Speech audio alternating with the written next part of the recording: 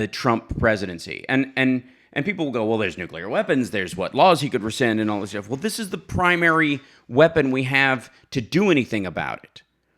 And here is a man who is insisting that we all behave in his best.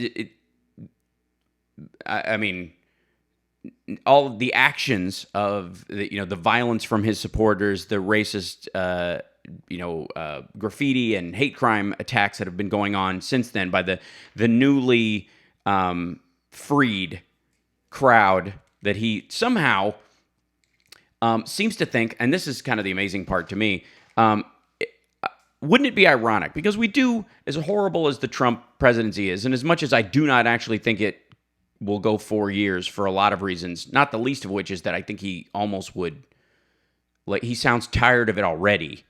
Like he would step down or something, going, yeah, just tap out. I mean, he only wants to work 4 days a week anyways.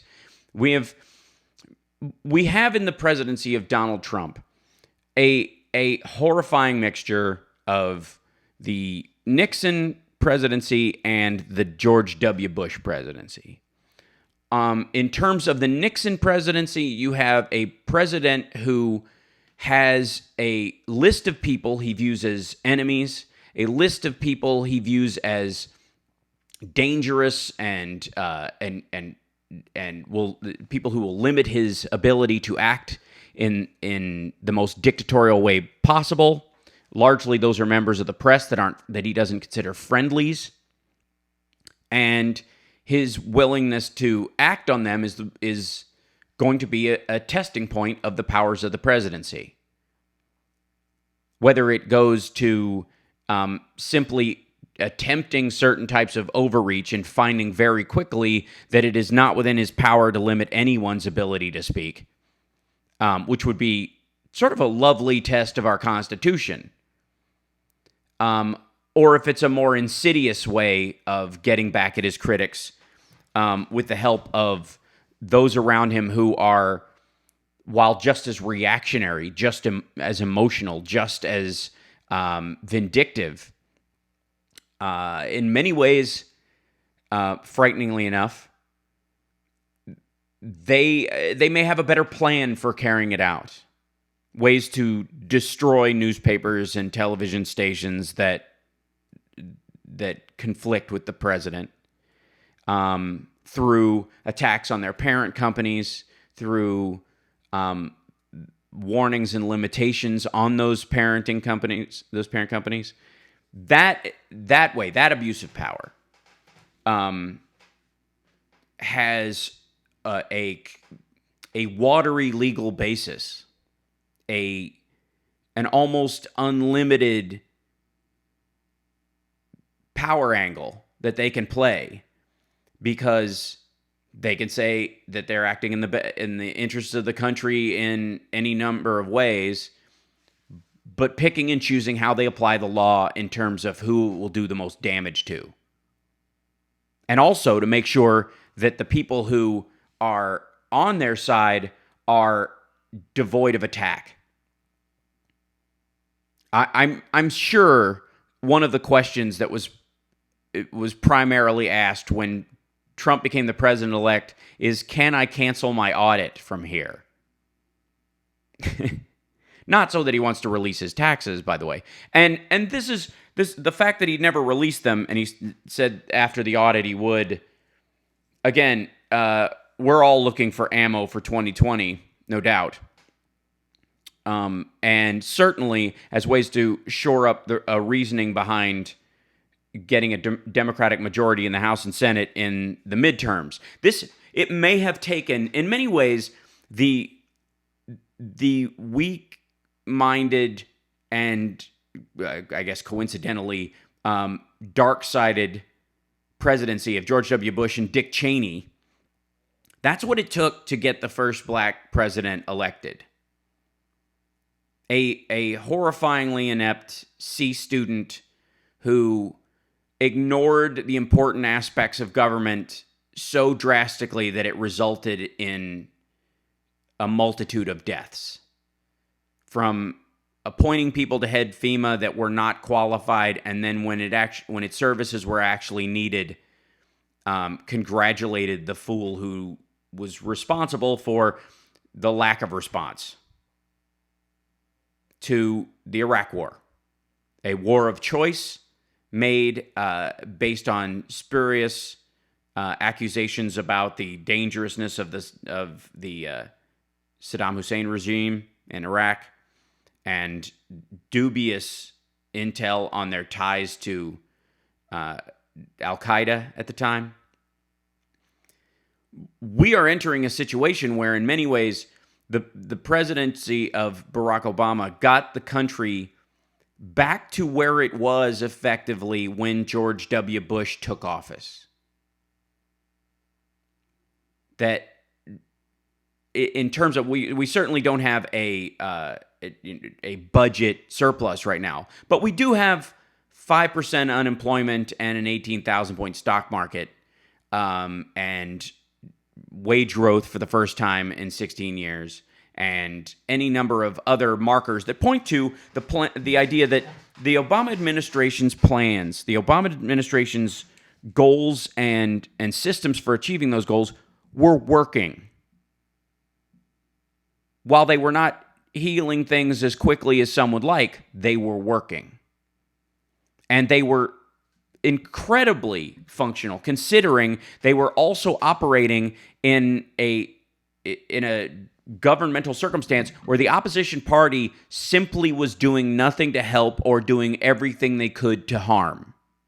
It was as if the Obama administration was a surgeon acting on, trying to operate on the body of America when it had flatlined effectively. It was crashing on the table. And the Republicans' response to this was to walk around the operating room smashing symbols together, and anytime the president would ask for a scalpel or a clamp, making sure it wasn't there. And yet, the patient still lived. And yet, in spite of all this, the United States is structurally in a fundamentally higher place than it was at any time during the George W. Bush administration, even shortly after he took over, and certainly better than it was at the end. And we have a situation where 48% of the United States electorate did not vote. 48% of people who are eligible to vote did not vote. So again, and the person who won the national vote, Hillary Clinton, did not take the office. We are also in a situation where we have been forever as a country, wherein there are 2 senators for every state, even though Montana has, I think, the population of half of San Diego. California has 2 senators. New York has 2 senators. Illinois has 2 senators. But so does North Dakota. So do states with, Tennessee and Kentucky. Kentucky has 2 senators, one of which has been the majority leader, running interference against the Obama administration. The entire state of Kentucky has half the population of Los Angeles. It's 4 million people in the whole state. So the imbalance of power that is often complained about on the right is and has been for quite a long time in their hands. And now we will see if, in an attempt, because they do not have a filibuster-proof majority in the Senate, if Mitch McConnell is willing to go through with the idea of blowing up the filibuster, something that gets argued about nearly every cycle by whoever takes power. Does he do it knowing that they're going to use it to gain more control voting-wise and protect themselves in the upcoming election, and therefore it won't matter because there won't be enough Democrats in the Senate to vote? Or do they not do it because they see the writings on the wall and the slapdash nature of the Trump presidency could be the end of their party? We are in uncharted territories, my friends. But we do have a constitution, and that might be time for liberals to start clinging to it with the strength and appreciation that the right has pretended to all this time. We'll be back. It's the Hal Sparks radio program, mega worldwide, on WCPT Radio, Chicago's Progressive Talk.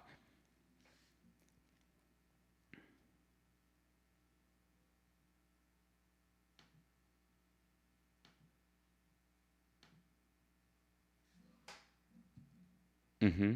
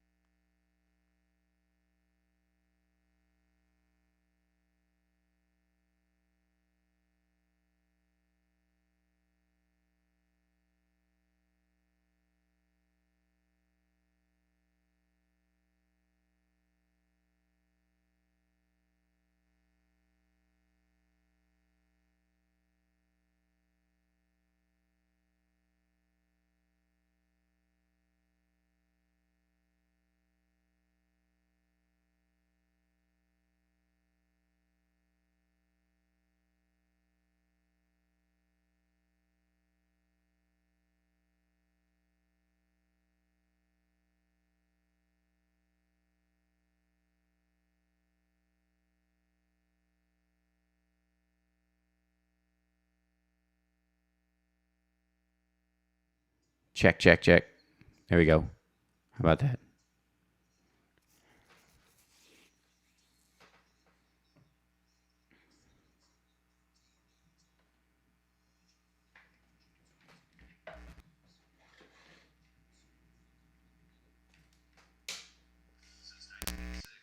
Quote has helped Check, literally check. millions Hey, of people check. just like you save a fortune on their life insurance. Here's how they do it. They monitor the products offered by dozens of the most well-respected brand name life insurance companies you trust so that you get the lowest rates. For example, I can't figure out why the audio $500,000 of a 10-year level term going out for of my less than computer to my $20 little a month. device that allows me to speak to Chicago isn't working, and it's driving me crazy. It's, of course, it's a big plot.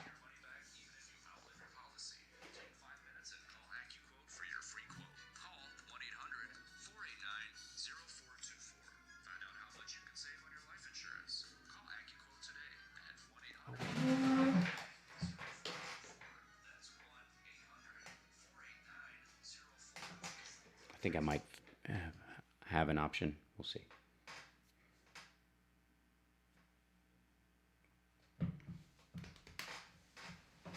Maybe not.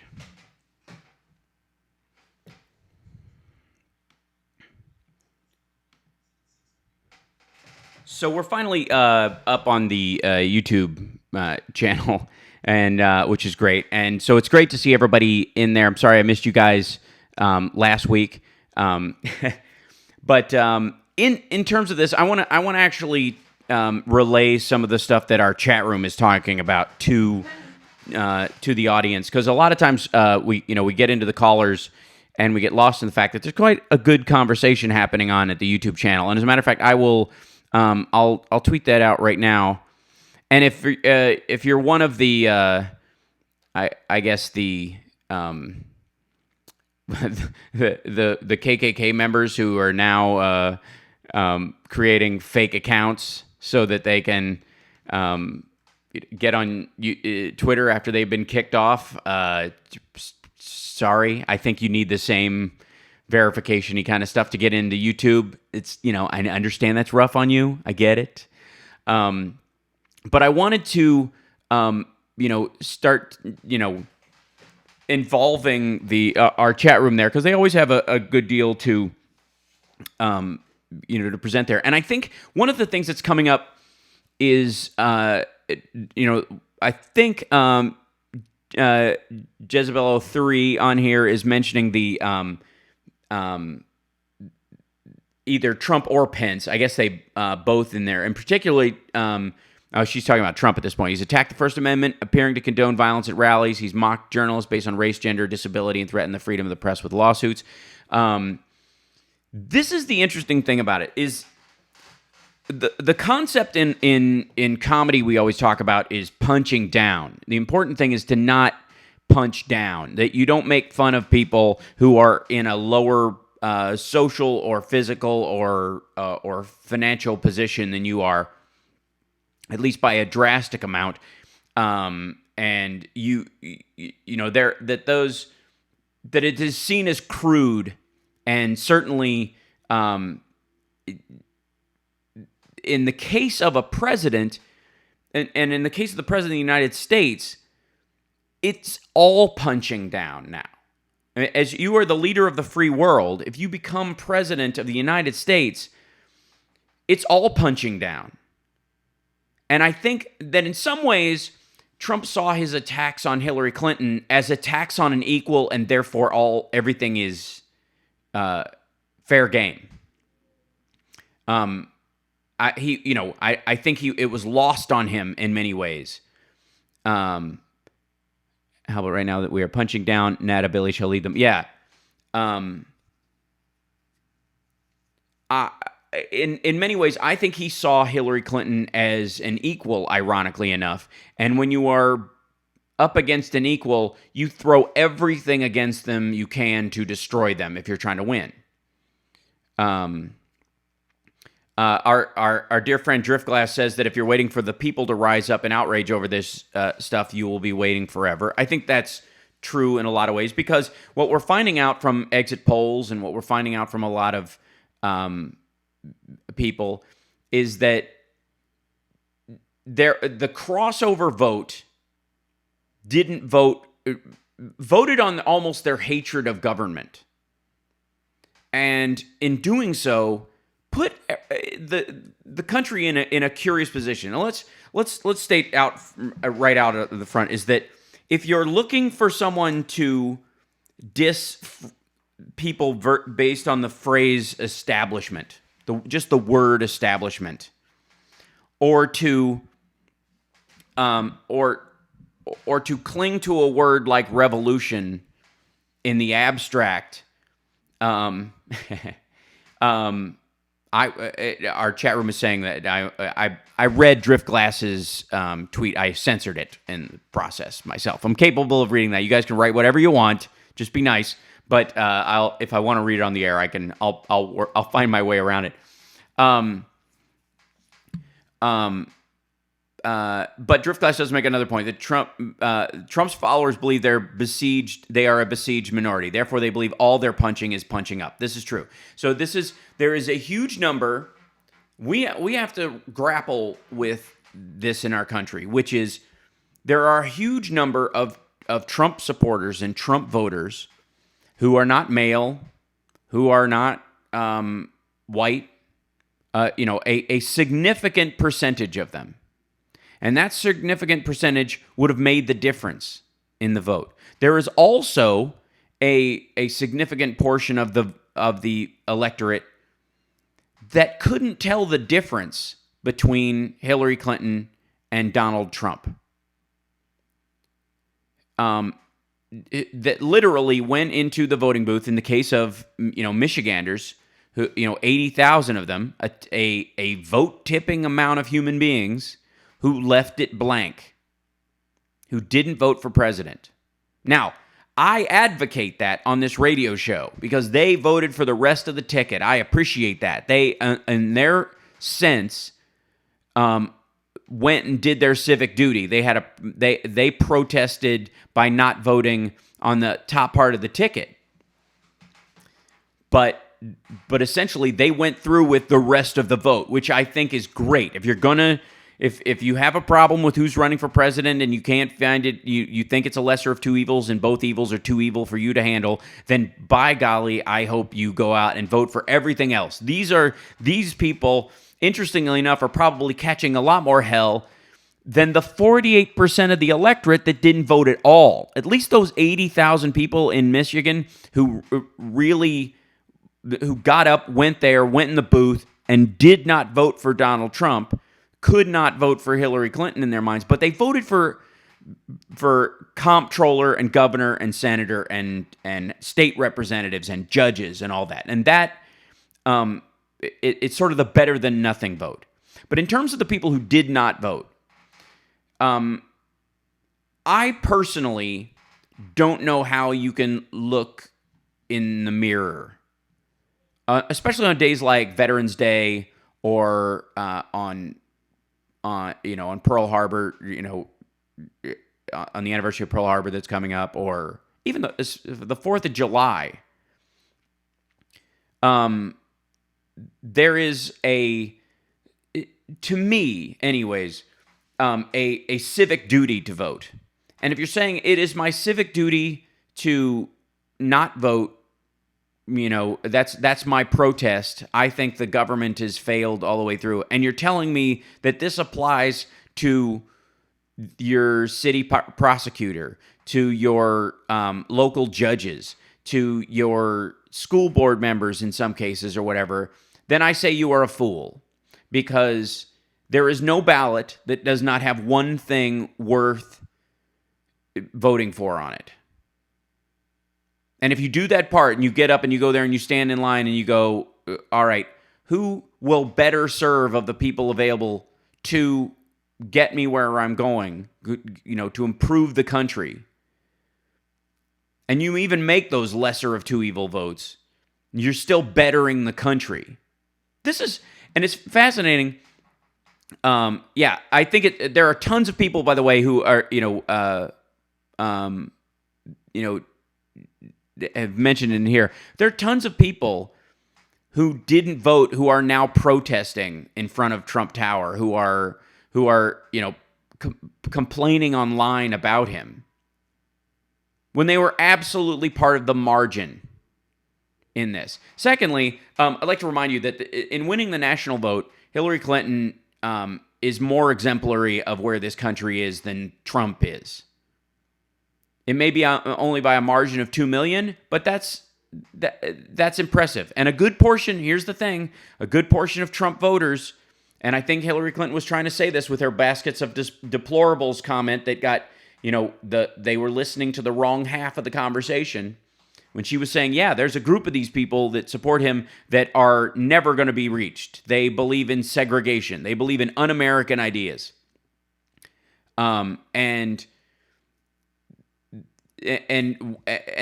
those people you're not going to help. You're never going to address them. You're never going to get them on board. But there are portions of Trump supporters who voted out of anger, out of desperation, out of ignorance, out of fear. And it's curious to me that as liberals, I've always said it takes more weight to be more strength to be a liberal than it does a conservative, because you have to fight for the rights of people you don't agree with. You have to fight for the rights of people that you might even find completely contradictory to you. Like I, as a liberal, as a progressive, while I disdain the KKK, I believe in their right to speak. Do I believe in their right to be on Twitter? No. It's a private organization. They can do whatever they want. That's one of the curious parts of it. And it's not based on their skin color. It's based on their behavior. There's plenty of white people on Twitter so they can't complain that the white voice is somehow being erased. That's not how it works. But I've got to be, I have to be respectful of the right of all people to have their voice heard. I don't have to give it the same respect. That's kind of an absurdity. We'll talk about that. Let's take a break. Let's start talking about A, game plan, B, what it truly means to be liberal and progressive in the modern era. And by the way, chat room, I love you. I love this conversation that's happening right here, and I will bring more of it in as we continue. This is the Hal Sparks Radio program, Mega Worldwide, on WCPT, Chicago's Progressive Talk.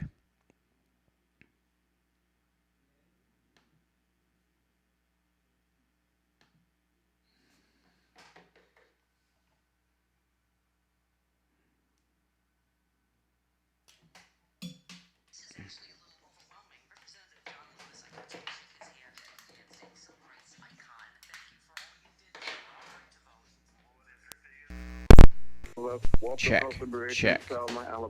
I don't know why that won't go in. What the African American lawyers and doctors couldn't register to vote. Stephanie Miller, weekday mornings from 8 until 11. Sponsored by the Porsche Exchange in Highland Park. Check. Porsche.com. At WCPT, we truly appreciate really the should be the businesses only that thing. support us. Without them, we can't be here. Every day, on the air and online. We bring facts back into political discourse and fight for social and economic justice. It's hard work, but we love it and hope you do too. So please visit the sponsors page at WCPT820.com. I don't get it. I don't understand. We're going to have to keep doing this. I can't really take calls when I do this is the only problem.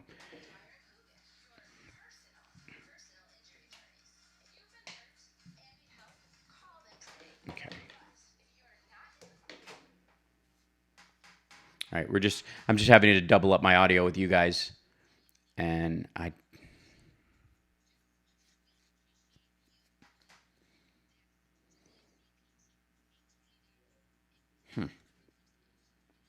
Yeah, I kind of don't need calls today.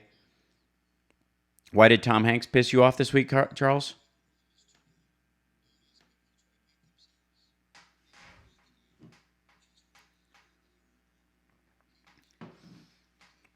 Understand that a lot of people who are being accused of normalizing Trump are actually understanding that we have an unhinged ego in the White House. And it's a scary notion that this guy... Thank you.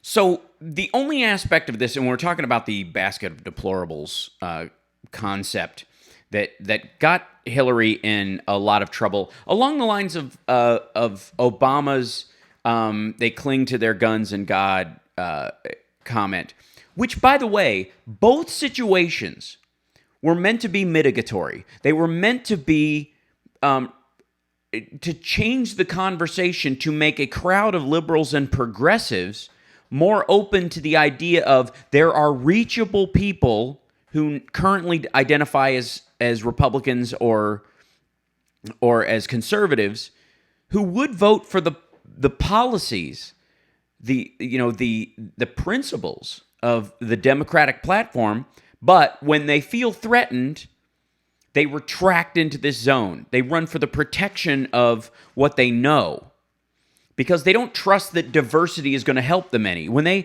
what they've realized, and what the conservatives have, and this is something that I think I've tried to be, I guess I've tried to dance around on the show a couple of times, tried to respectfully enter it in as part of the conversation. When talking to, like puritanical progressives, this idea that, that everybody has to pass a purity test, and when they don't, they get the Young Turks treatment, which is, or the, redacted tonight. And, and I appreciate the heart of where these people are coming from, but their strategy effectively drove tons of people towards the Republicans over the course of the last year. And there was a lot of misinformation in the press about how people felt about a bunch of these things. About a bunch of these elements as we look at what we can do better to express to. And by the way, I love that this is. I've almost held back in talking about this because I didn't want to sort of demoralize certain progressives and liberals about the causes they care so much about. But there's a certain point where you have to look at your strategy, you have to look at your methodology and say, is it working? Is it actually serving the process? Am I actually getting what I want out of this circumstance? And clearly, with the Trump presidency loaded right now, the answer is no. And curiously enough, I think one of the most effective conversational things I've seen lately is Michael Moore in Trump Land, which I wish in many ways had been released earlier in the year. I think it would have been much more effective in at least opening up an understanding of the people who voted for Trump. Because there is a tendency, in the same way that that there are people who appreciate everything that Bernie Sanders stands for, but aren't sure that he's going to be able to accomplish certain things and went for Hillary Clinton because they made a practical decision. Or in the case of, they thought that they didn't like, they knew that Hillary might have a better chance on a practical nature of getting stuff done, but they went for Bernie because it was an ideological vote. There are people on the right who do the exact same thing. There's this idea somehow that, and you hear this now, by the way, the language of we need to fight. We must fight on. We must fight this at every turn. We must, and the language of fighting is exactly why we are where we are. Now, I don't mind mockery. I don't mind calling for, certain laws, certain bills presented, certain ideas. They do require, very strong opposition. They really do. But there's an element of where the purists on the left have a tendency to drive away party, and the purists on the right tend to gather party, because what they're gathering around is a normalizing factor. It's that even though we're evangelical Christians who will censor everything about you, at least you remember Christmas? Remember when Christmas was everywhere? That's the sales pitch. And in terms of the liberals and progressives, when we are trying to accomplish something that we believe is basically a very fundamental idea, when we're protecting the LGBT community or trans community or wanting women to get equal pay, effectively all we're fighting for is equality. All we're fighting for is a strict reading of the Constitution, ironically enough. That and we are fighting for equality, not of outcome, but of birthright. You are born. We are all born. Every person is created equal. It's right there in the Constitution. Couldn't be clearer. We know everybody won't win, but everybody gets to start the same way. Everybody gets to start with the same right. And one of those rights is not having the law strategically in some cases, but certainly on certain occasions applied unequally to people, which is effectively the entire course of Black Lives Matter. That in certain circumstances, when a white guy can roll up at a parade and dangle a handgun out his door and wave it at people, and an unarmed black man is shot the same day, but the white guy gets to just drive away, that's the problem. And so what we're looking for is an equal circumstance, equal application of the law. That's not a lot to ask for. And that's at the root what we are really asking for. The same thing applies when you're talking about, freedom to be who you are. Is that I think there's a tremendous argument to be had and to be joined in with by quite a few people who in this election cycle didn't vote at all or voted for Trump based on the idea of freedom to be whoever you want to be. You can be yourself legally. You can be criticized for that. And we can criticize people who have, who purport to be evangelical Christians, and they can criticize, because they do not behave in a way that is in line with that. But we have to also understand that allows them to criticize us. And then that back and forth is meant to build community, not destroy it. Now, I know we're not talking to people with a full deck when it turns to, especially race, gender, and LGBT rights. And in fighting for those as progressives and liberals, we're very much on the vanguard of human growth. We are very much on the tip of the spear of this belief system.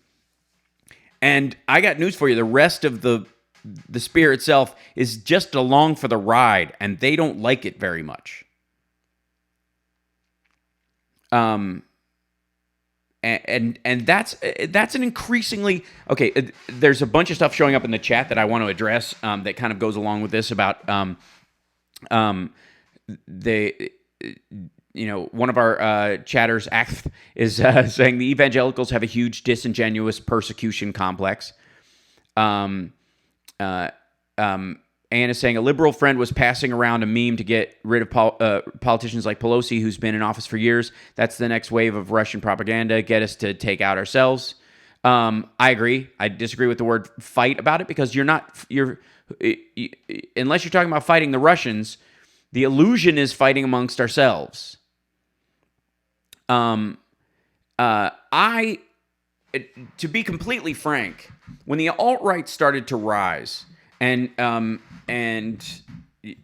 when Jeb Bush's Right to Rise PAC and his meme was called that, and the alt-right was really starting to cut their teeth in the world, there are voices among them that have some legitimate gripes. This is always the issue with any group that is attempting this kind of a massive sway is seeds of truth and then a tree that's just complete nonsense.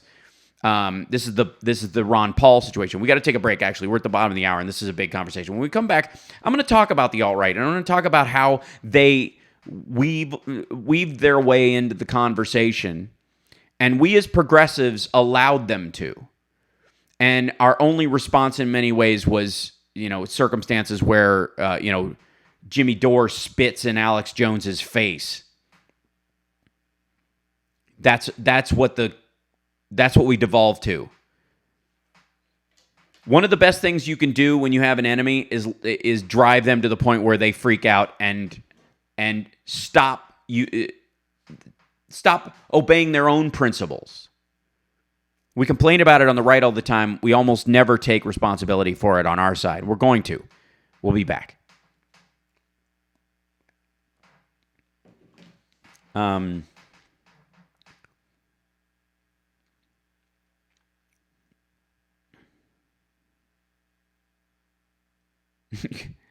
Gentlemen, you can't fight with the Russians here. This is the chat room. I see what you did there. I see, and I heard you say we should outlaw those things. So, yeah, it's a callback. Anyways, racist president, racist chief strategist, racist attorney general, racist national security advisor. Mm-hmm. How government remains to be seen. Absolutely. So.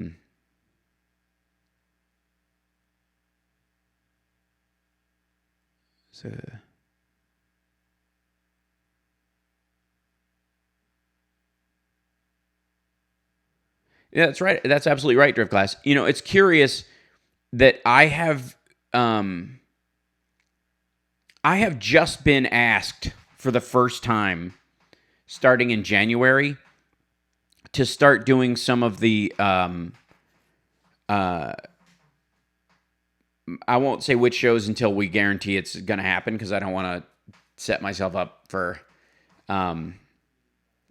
But there are shows that have asked me on as a guest now. That for a long time, that only ask, that didn't ask me the entire time, because I think my conversation most of the time, even when I'm being mocking or when I'm being harsh, is still meant to be inclusive, still trying to reach out to the people who are swayed by some of this stuff.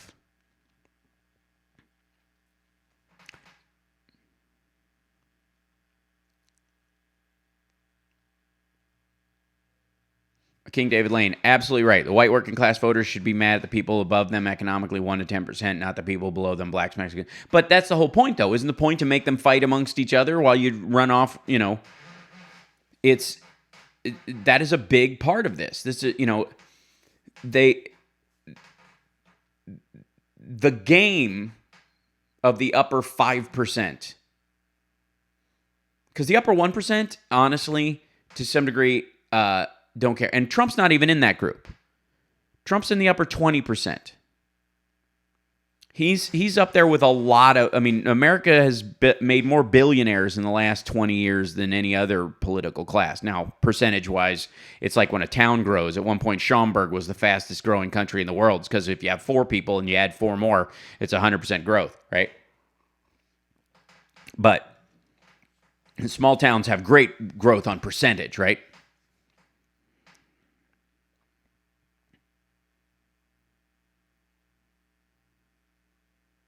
No, I'm not going to be talking about Alex. I'm going to be talking about the alt-right people who do have sway on the left. 2 of them specifically, Rubin and Milo Yiannopoulos.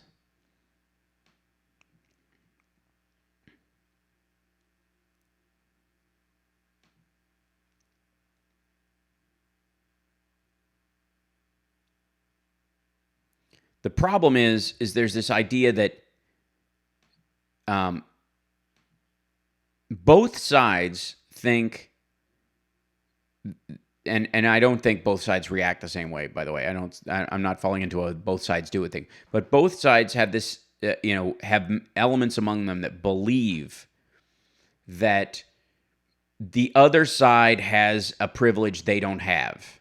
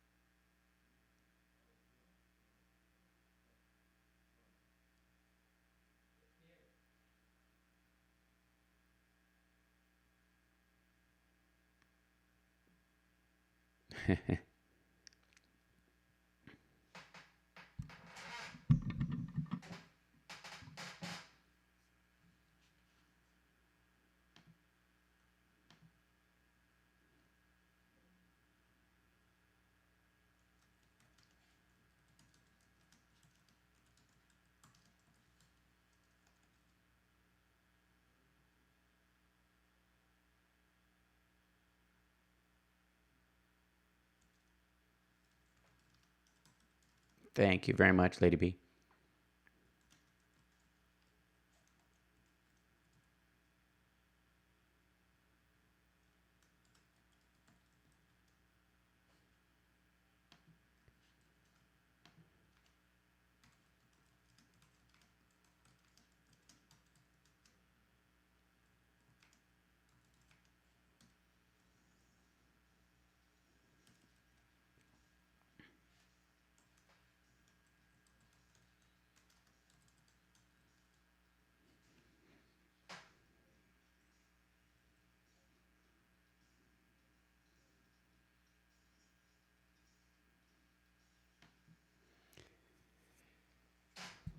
So, amidst amidst the back and forth over the course of this election, now let me start this off with a where our premise comes from, because I think it behooves us as liberals and progressives to deal with this in terms of first principles. What are we actually trying to accomplish? What do we want to actually do? What we want equal protection of the law for all of American citizens.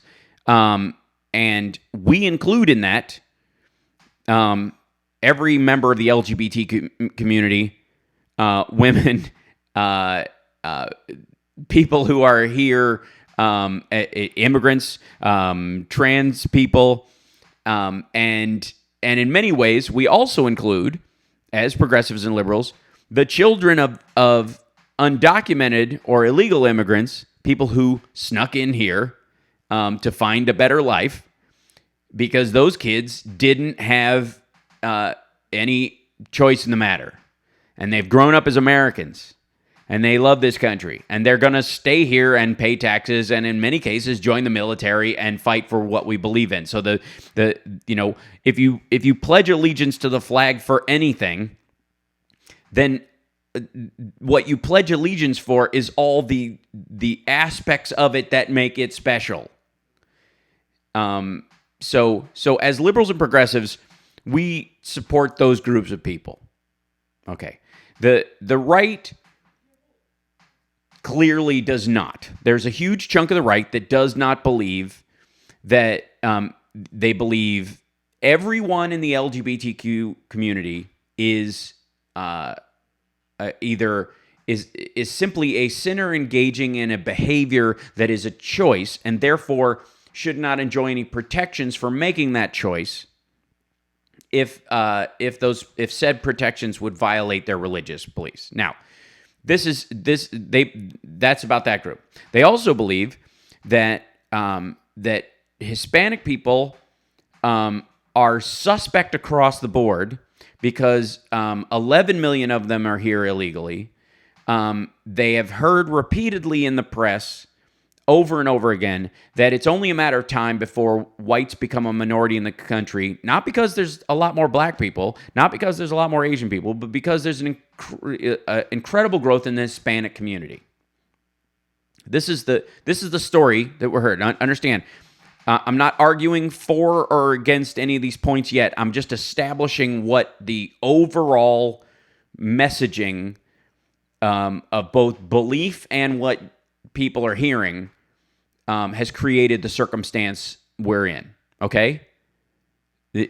Understand this. So if I say something and you're like, that's horrible, like, yeah, I may very well agree with you, but that doesn't mean it isn't the most dominated, like, it's not the dominant theme in the conversation about said topic. Okay, so LGBT community, on the left, we believe that they have the right to be who they are because we believe that they are born that way. That whether you want to go genetics or from their almighty soul, they are born that way and should be allowed, therefore, in this country to live freely, expressing themselves, loving who they want, marrying whom they want. That's that. Okay. So then you go to immigrants. Now, the right has always had a curious experience when it comes to immigrants, because at a certain point, the very people that we're talking about, the human beings, have all Republican to Democratic civil rights era switch aside, where they basically flop names. At one point, not all white people were protected by that special white people thing. Specifically, Italians and Irish people, for a good long while, were put down, not on the same level that black people were, certainly, not corralled in the same way that Chinese people were, and effectively forced into labor once they had arrived here, to build railroads and to dig mines in the West. But across the country, definite discrimination against Irish. For a little short while, Germans were a little dicey. Certainly hasn't been a problem for a long time, but over time, not all white people had the same level of Jews, for example, which most people just kind of lump in with white people, but certainly have faced a level of discrimination throughout history, and in this country, equal to or greater than the discrimination that most groups have felt, and certainly more so than, let's say, German Americans. But that being said, they get lumped in as white people. In looking at how Jews were discriminated against, or the Irish were discriminated against, or the Italians were discriminated against, there is historic precedent. There is historic precedent for saying, if you use that context, white people have faced discrimination. White people face discrimination all the time. And when you use that, you're true. Oh, and Carrie in our chat room said, Hal, never say illegal when referring to people. I'm using the vernacular of the time. I am not, again, this is not about what's right currently right now. This is about messaging. This is about the predominant messaging. And it's something we have to deal with in this country if we're going to get our messaging right and bring the people who voted in a rebellious tone home, or to get through to the purists on our own side, to instead of using the illusion of inclusiveness, to get to the reality of inclusiveness. Jeanette in our chat room says, the right doesn't believe in equal protection of the law and enjoys a powerful propaganda machine that helps them sustain an impenetrable alternate reality. I agree on many points, but I would disagree about the impenetrable part. And this is, again, we need to shape this. So the progressives, we believe in LGBTQ rights. We believe in the rights of trans people. We believe in the rights of immigrants in our society who want to become citizens. Many people, though, amongst progressives and liberals, I guarantee you, have a hitch in their step about people who immigrate to this country illegally. There you go. We'll use it in that terms, that language. That they do have that kind of while total respect for any race or ethnicity or religious group in this country, there is a huge group of people and on the left who simply go, yeah, but you should go through the process legally. And Carrie's saying, please let's get Hal to stop saying illegal when he's talking about undocumented people. I'm using the language to try and convey the point that that's what they hear, not what we hear or what we say. It's really important to understand this. The act of coming in is illegal. They're not simply undocumented Americans. You know who's an undocumented American in reality? Is the 100-year-old black woman who can't get a voter ID. That's an undocumented American as well. So it's, Jennifer is saying how the election taught me that we are a racist, xenophobic, homophobic country, and we don't realize we're still very sexist. I understand that that's the reaction. I absolutely do. But I will say that by almost 2 million more votes, America voted for a woman as president.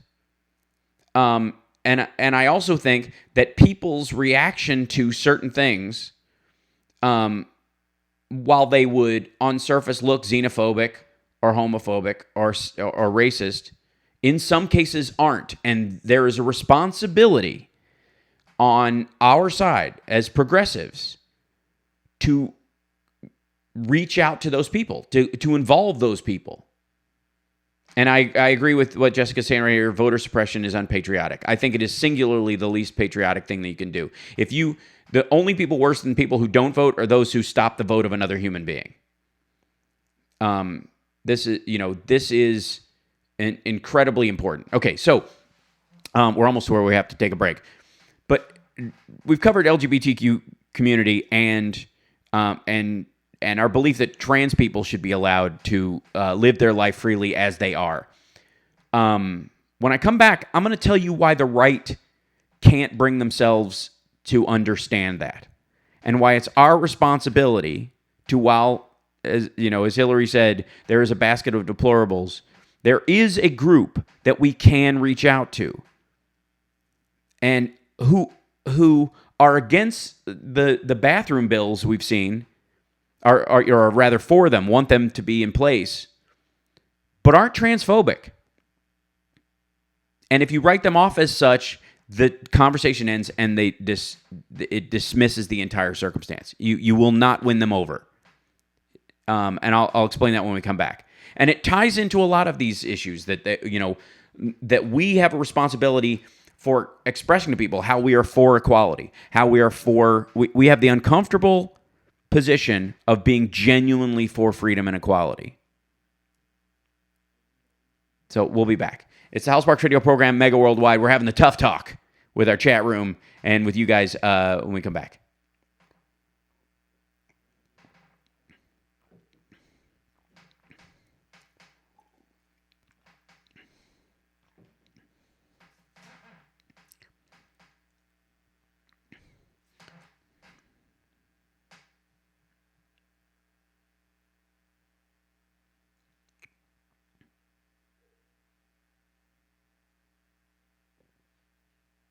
Oh, I don't doubt it. I can't get the callers in on my on the YouTube channel right now, which is why I've been going there for whatever reason. So I don't know that I'm going to take any this hour. Is it our standard fare, pretty much? Okay. Just let them know I'm having trouble with callers today, like as far as audio. And thank them, and we'll take them next week when Johnny's with us. Thanks.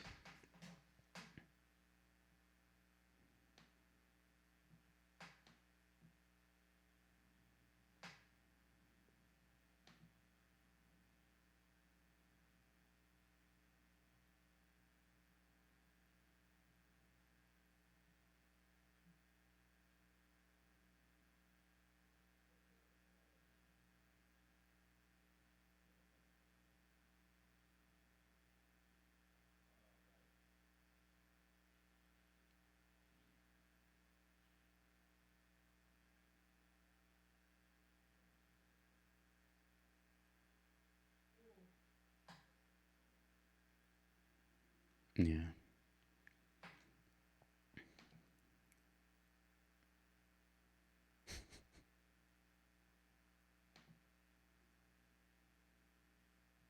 Oh, by the way, I have an assignment for all of you guys, if you have the ability to at all, which is they've just now put WKRP in Cincinnati on Hulu, and I insist that for Thanksgiving everybody watch the turkey episode.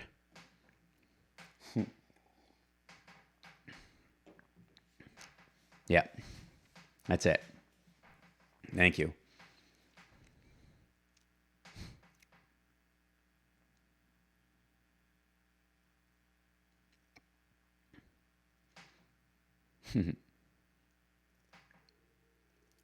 Thanks, Rocky Mountain Mike. You, of course, would know it.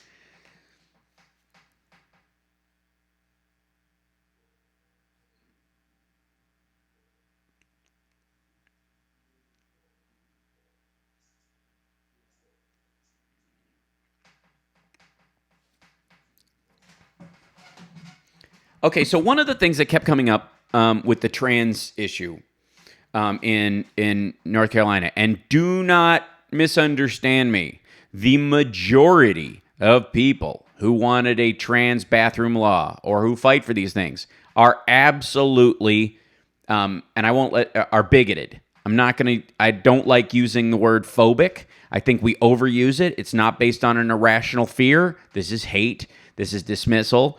The idea that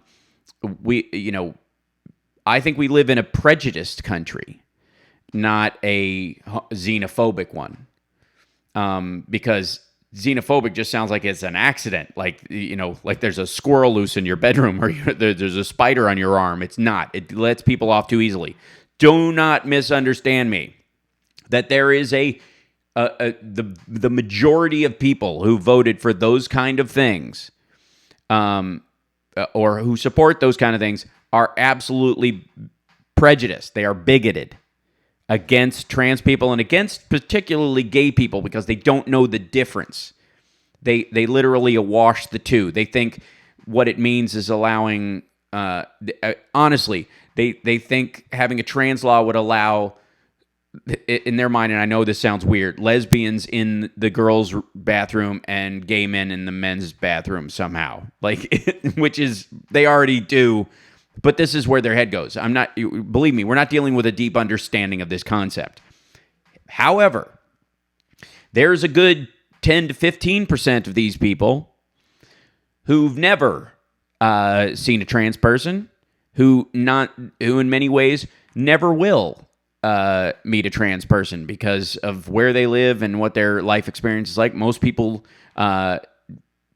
only meet 9,000 people in the course of their entire lives. They take the same 3 roads 80% of the time of their life. They just don't have. They're not going to run into a trans person. A lot of them. What they're afraid of is the sex offender registry. And they think that because of how we have treated sexual assault in our country and how the registry treats it, that they are surrounded at all sides by straight men looking to act on children. This is, this has been from online predators to catch a predator to look up on the ads you see online. Look up, the predators in your neighborhood and the idea that you're completely surrounded. What these people imagine and what they said a lot of times, and it was not taken seriously by many on the left. It was seen as either a cover for bigotry or as it doesn't accept, or saying you don't understand trans people when you say something like this. Is that any man could put on a dress and go into the little girl's room. You hear this repeatedly, and the response on the left was almost to a person. You're transphobic, or that's not what trans people do. And the response that didn't come back, I don't think, because there wasn't really a conversation, is that these people aren't talking about trans people. They don't know a trans person. They're never going to experience a trans person. But a lot of them have a child molester in their family, either close or with some relative distance. In these parts of the world, that is not, and generational sexual abuse is a huge problem. In this, in the southern states, has been for a long time. And so, when you say a man who sees himself as a woman can now go into the bathroom, but there is no medical standard for establishing that. There's no ID aspect of it. There's no way to say it's based on a clinical diagnosis or whatever, even though it is in most cases. It's not something you check at a bathroom, that idea.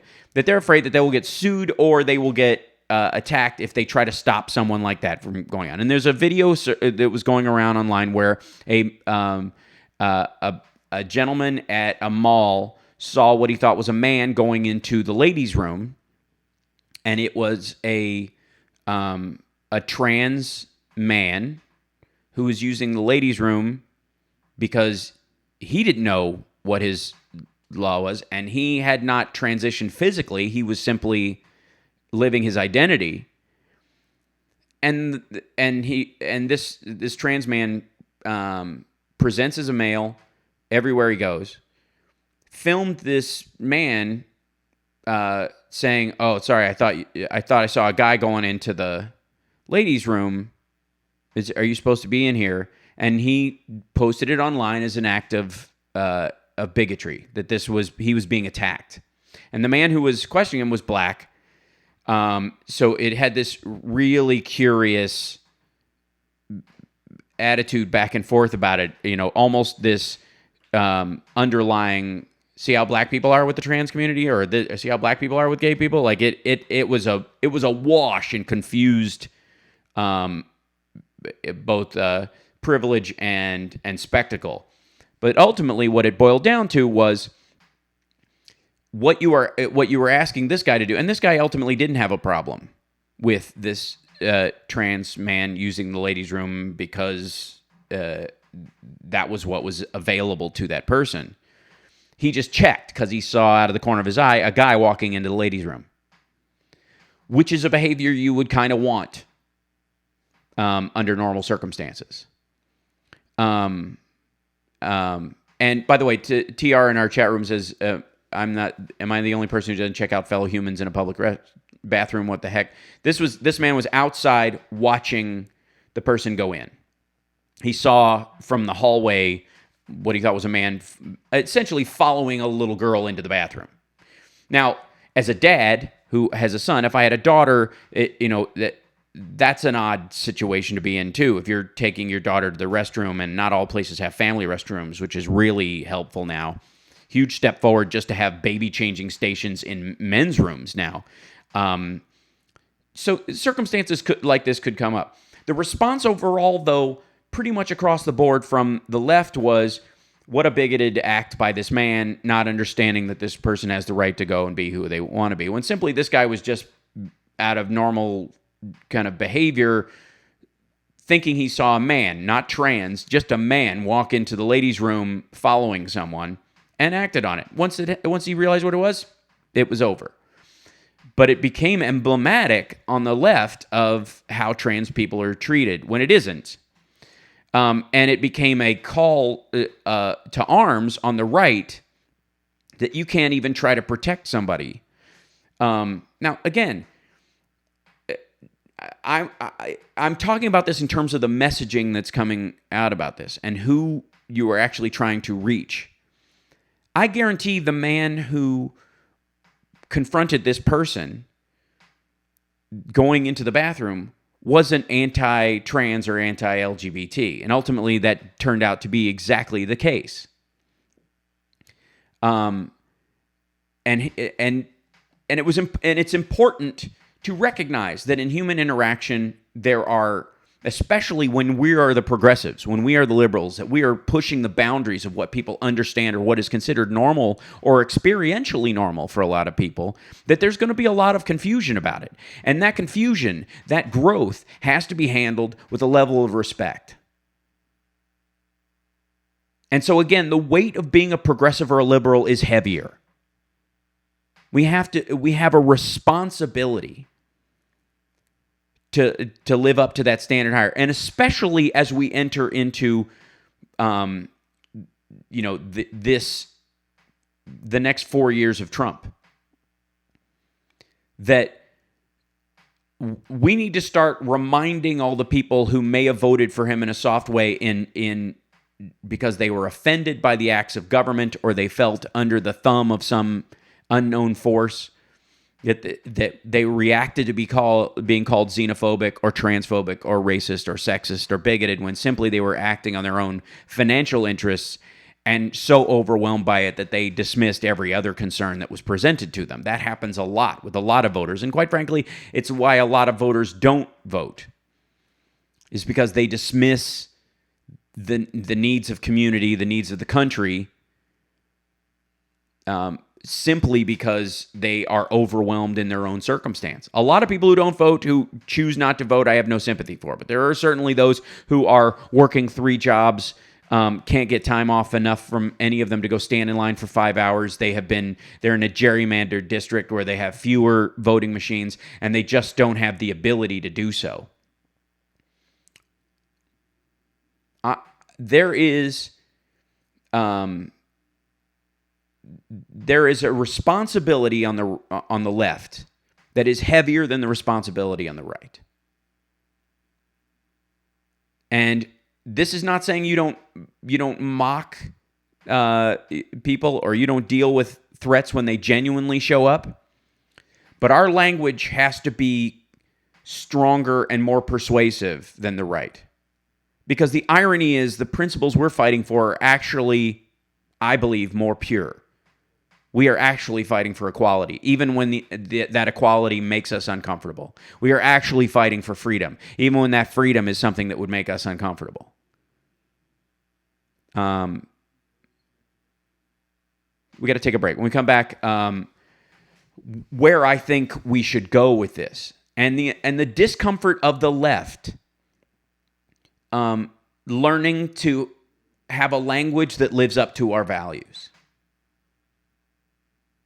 It's a tough one, and it's important, and it's going to get harder before it gets easier. And Bob Larson in our chat room says, I really like Gavin Newsom. I agree. I agree. I think he's extraordinary. I've met the man several times. He did wonderful work in San Francisco. I think he would have made a great governor of California. I think he still will at some point. Just a terrific dude all around. Good man. We'll be back. It's the Hal Sparks Radio program, Mega Worldwide, and more of our chat room involved in this. Sorry to the callers. I'm not able to get callers today, but next week when Johnny's back with us, we'll be able to do that. We'll be right back.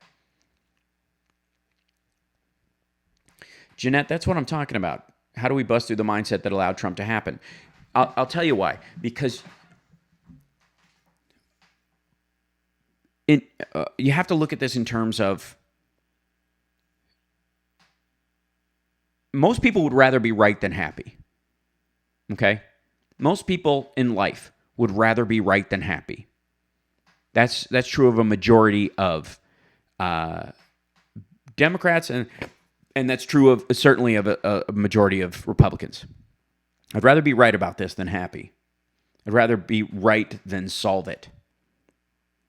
And one of the ways, again, it always goes back to what you can control. I can't control the madness of the right. I can't.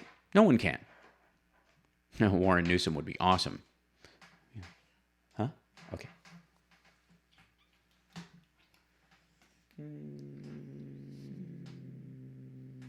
Love you.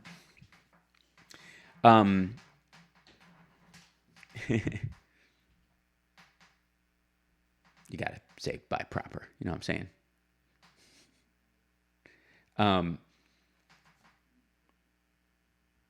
There you go, Julie. That's it. If I'm right, I'm surprised. That's great. You want to be happy for the rest of your life, never be right against your mind. It's hilarious. Yeah, this hotel is great. No.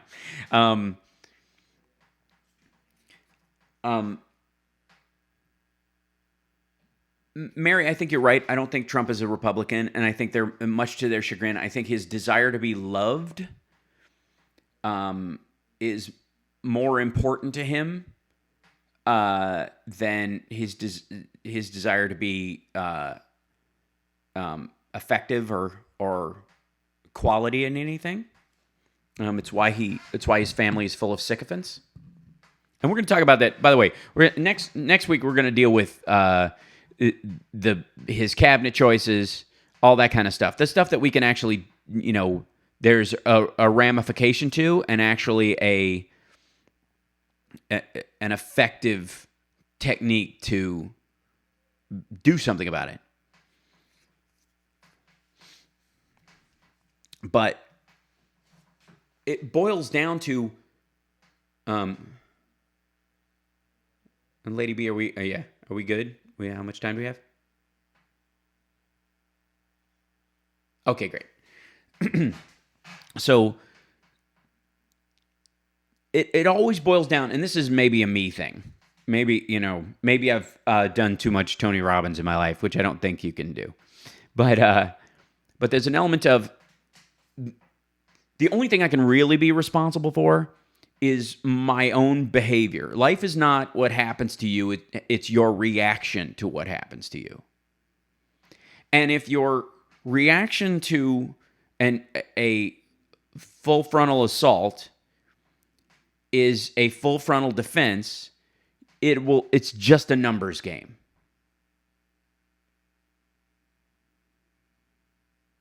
You know, that this is it is just, if the other side is bigger, you'll win. If you're bigger, you'll win physically. In martial arts, we call it cutting angles. Is that if you can't, well, we'll tell you.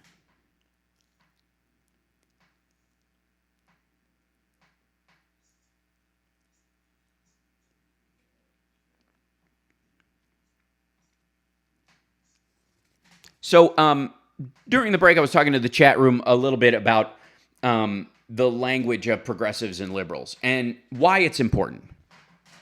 On the one hand, like I said, the weight of being a progressive or a liberal is much heavier than being a conservative because they are much more comfortable with hypocrisy than we are. As a matter of fact, it is effectively the myth of hypocrisy that brought Hillary Clinton down enough by a margin that made it so that she wouldn't get elected. Because when you're talking about a situation where she won almost 2 million extra votes in the national vote, which, by the way, we either got to start just calling it the vote, we got to stop calling it the popular vote. If you want to call it the populist vote, maybe, I don't know, but the popular vote just sounds like something that happens in high school. It's the national vote. She won the national vote, as did Al Gore. That being said, we have a heavier responsibility as progressives. And while we may use the language of mockery and use wit to control an argument, and when facts don't seem to matter to the other side, that seems to be the weapon of choice, and it is very effective. But unfortunately, in our conversation about Donald Trump and his supporters, the fallback overall, and YouTube in our chat room says popular equals people. I understand that as a concept, but it is not linguistically how we use that word now. And therefore, I think the national vote is it's a stronger sounding word. And Jennifer, and they're saying we have separated ourselves. It's easy to fear or hate that which you don't know. And Driftglass is saying, broadly speaking, the short words are the best and the old words best of all. Winston Churchill. We have a responsibility linguistically to be in more command, because what we're doing as progressives is introducing a much larger chunk of the population, and in fact the world, when you're talking about these themes and these concepts, to new circumstances, new premises, and people fear the unknown in many ways for good reason. Especially people who are already on their heels because of stuff they don't understand that's been around for a long time. When you have people who don't understand, the mortgage market or governmental procedure or the IRS, even though it's been around for decades, then expecting them to understand right away the Black Lives Matters message versus what cops are up against every week. They're going to choose in mass side what cops are up against, because for most of them, if they're not black or they don't have black friends or they don't have experientially live in an area where it's mixed, it's a new concept, whole cloth from scratch, that this is the reality that black people live with in the United States. And so you can either complain that they're racist, which some of them, if not the majority of them, are, and lose the ones that aren't by dismissing the attitude as racist. Or you can do the extra work to bring them into the fold. It is way harder to do that work, but it is what's required of liberals and progressives. And the irony is, throughout this entire campaign, is the comfort with which the fallback language on the left became racist, bigoted, xenophobic, sexist, Islamophobic, and that was to be the conversation ender. That was to be it was the preferred way of winning the argument.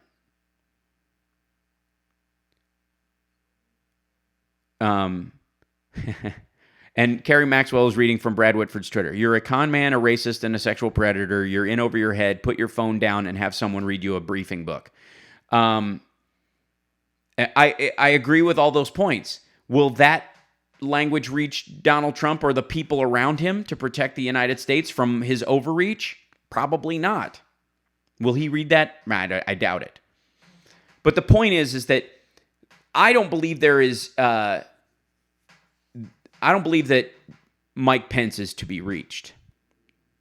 I don't believe that Donald Trump is to be reached except by people who are equally as rich or powerful as he through the persuasiveness of their attitude towards him. Meaning that if he feels loved, then he will, or appreciated by these people, he will basically do whatever they say.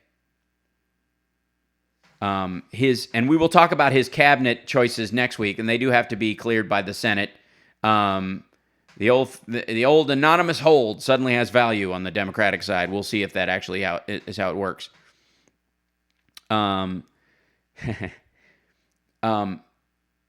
Here's the thing, and somebody said we're too nice. The idea is that we are too nice, and I don't think we're too nice. I think we're too deferential, and there's a difference.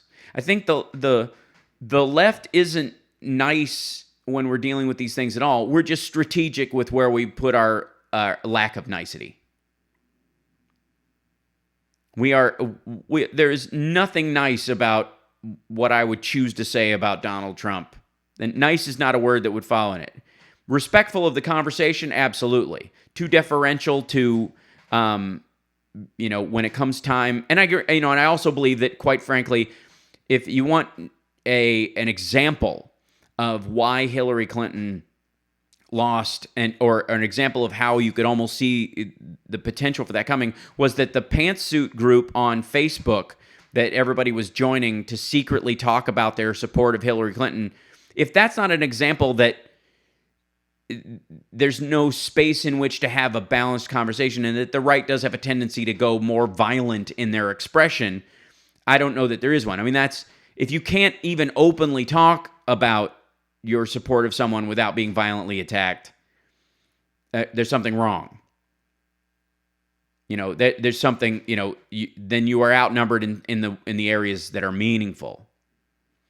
So here's what I'm suggesting. I have a couple of ideas, and I'm going to float these for the first time on the show today. And any help that listeners, I know we have a couple of lawyers who listen, and I know that we certainly have people, very smart people in our chat, people who listen to the show regularly. I would love to hear your input via my Twitter at Hal Sparks, or on my in the chat room here at the Facebook page, or you can email me from my website at halsparks.com. This is idea number one, and you can mull it during the break. I think there's no way that there's going to be an amendment to eliminate the Electoral College. But since it is not indicative fully of populace, that it has repeatedly shown itself to not be reflective of the will of the people in terms of the presidential election, and that it limits campaigns to the smallest, gathering of states each time. Every election season we hear about Ohio and Florida and the rest of the other states kind of clamor for some level of attention. Iowa gets a bunch in the primary season.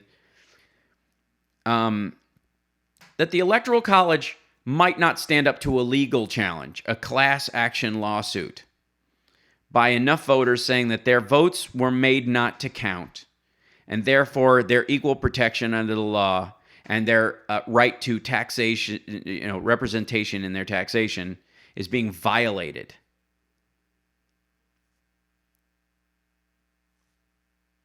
And I think there's a lawsuit to be had there.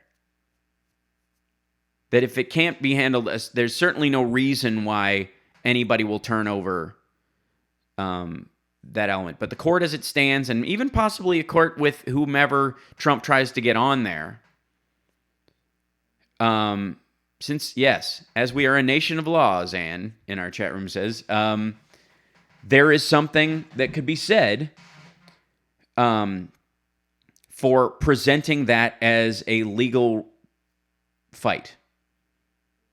Because, and in terms of senatorial power, that populace should start being reflected in senatorial power.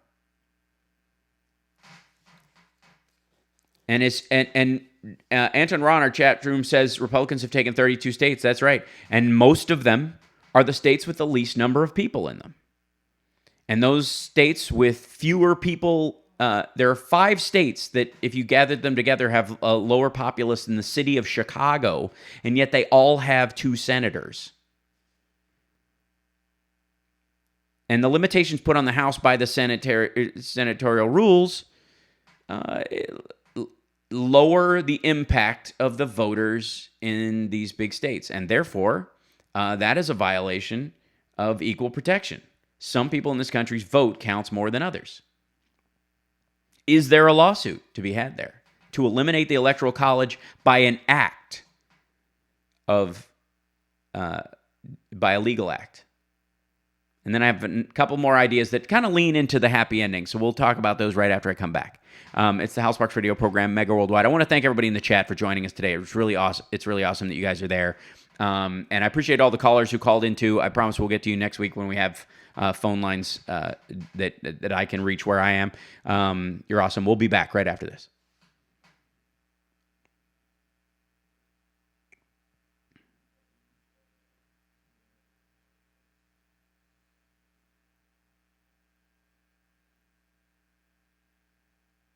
Mm-hmm.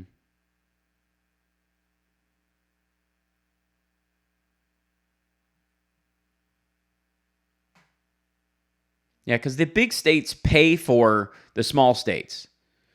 And if we had if states themselves had to run just on their revenue and not the grants they get from the federal government, which is why the block grant thing is so popular from the, with Republicans, because most of them run small, very right-wing states, and they need that money to run everything. So New York, California, Illinois, Florida, to some degree, Michigan used to, but probably not as much. Probably it's now Seattle.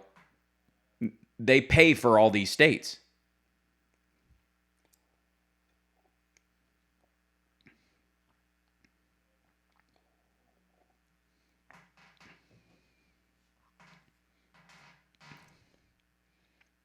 Yeah, that's why, Professor Frank, I'm not sure that it would be SCOTUS reviewing a congressional act eliminating the Electoral College. That's why I don't think you do it as a congressional act, because the Congress has the right to make laws. Yeah.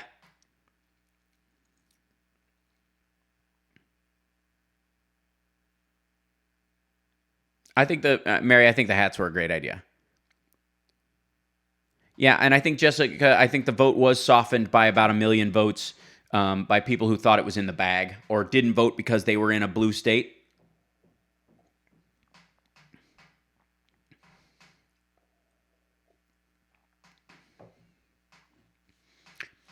Carrie, here's and this is considering what you care as much as you care about the language of illegals and using the term illegal for undocumented people, that kind of thing. Okay, thank you. Alan Grayson left Netroots saying it had been overwhelmed with identity politics and didn't actually, they weren't accomplishing anything. Just people talking past each other, trying to out-label each other.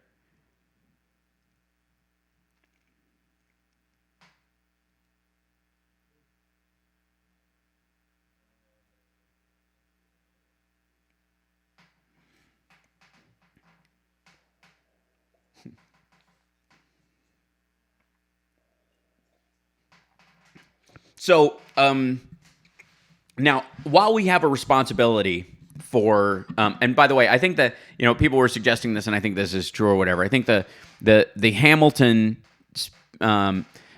Lady B, in the next minute or so, can you look up the Hamilton remarks? One of the cast members spoke to Pence before he left. I'm sure you'll be able to find it, and we'll play it as part of the happy ending so people can actually hear what was said. That Mike Pence was booed on his way into Hamilton, which is not surprising at all, considering the kind of people who are there to see that show and the kind of people who are in that show. It's not surprising. But the cast actually came out and issued a statement saying, we're nervous about you representing us because we're part of the group that you disenfranchise. We're part of the group that you dismiss. It's impressive.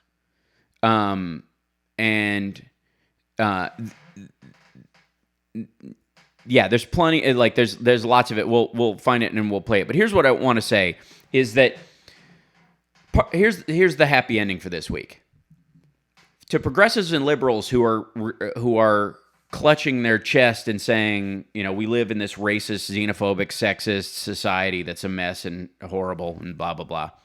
Understand that while you're saying that, Hillary Clinton won the national vote by almost 2 million votes, that progressive causes across the country made great strides, which means that a lot of the what would be called the Occupy movement, Sanders voters, people like that went into the voting booth, voted for all these things, voted against anti-trans bills that went down, and ultimately changed, the legislature of a couple of major states, not the least of which is the North Carolina governor's race, which is a squeaker at this point, but still, the majority of the country is still moving in a progressive direction.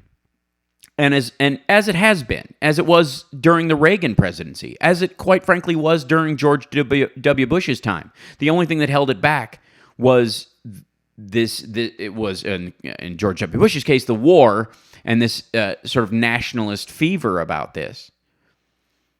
But understand that the Republicans right now have been running an entirely And by the way, Electric Outcast in our thing says in our chat room says, I do completely agree that the Occupy people should have ran for office. I agree. I think the Black Lives Matter people like DeRay McKinnison who have run for office are doing it right. Yes, they're protesting. Yes, they're standing up to these things. But then they're also trying to get in positions of power and work their way up the chain and change the structures of power fundamentally in a good way instead of just tear them down, throw the bums out, drain the swamp. All these ridiculous revolutionary slogans that effectively, like I say, are the 6-minute abs of American democracy. If you believe in the principles of democracy, if you believe in the principles of progressive and liberal idealism, and you simply show that by not voting for Hillary Clinton or voting for Trump as a way to burn it down Susan Sarandon style, or to wreck the whole system so that we that we somehow do it, then read Naomi Klein's book. That's what the Republicans try to do with economies. Wreck them so that they can fundamentally change them in one direction, and it never works. It never works. Yeah, Tammy Duckworth won. Wonderful, wonderful step forward. As Illinois went blue across the board and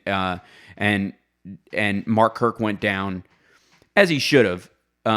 Not just on a print, on the merits of what he meant to the country as far as a conservative senator, but what he said to Tammy Duckworth and his genuinely bigoted statements to her. But here's the thing: the Trump administration, the people around him, are about to find out the limitations of the presidency, and we must remind them of those limitations. And there are many ways to do it, but not the least of which is to retain our composure and our humor during all of this. We must understand, as progressives and liberals, that we stand for the future of humanity, the inclusive nature of this country. The proud, diverse, beautiful aspects. And that includes white people. That includes being inclusive of straight people. That means being inclusive of males.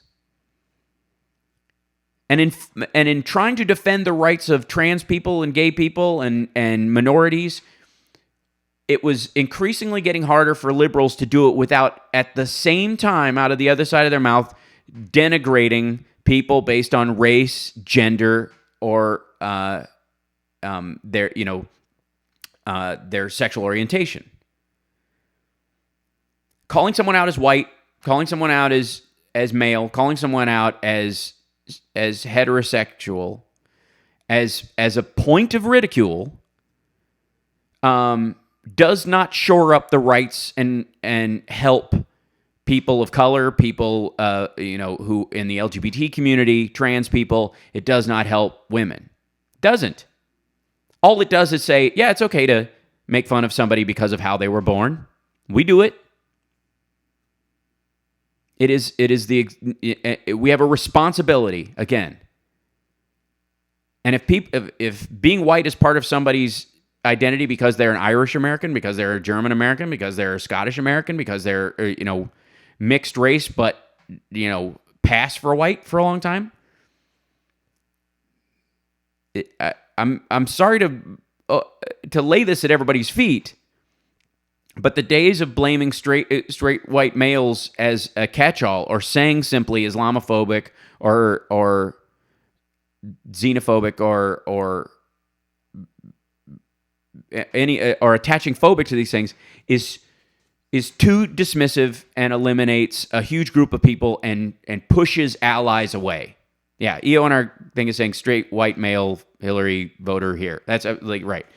I mean, I stood there with Anna Kasparian and Liz Winstead backstage at Politicon. One man and talking to two women discussing politics, and I was the Hillary voter. It's not going to work. And so the weight of inclusion is on our shoulders now, more so than ever. And the beauty of it again is, here's our happy ending. More people voted for Hillary Clinton than did not. More people voted for progressive legislation across this country than did not. And it is because of gerrymandering and the Electoral College that the Republicans run things right now. Not because America is significantly more racist or significantly more sexist or significantly more xenophobic or not even more of those things at all. And sometimes when you are ill, you need a diagnosis to let you know that you're ill. It's not good news, but it should be welcomed so that you can start getting healthy again.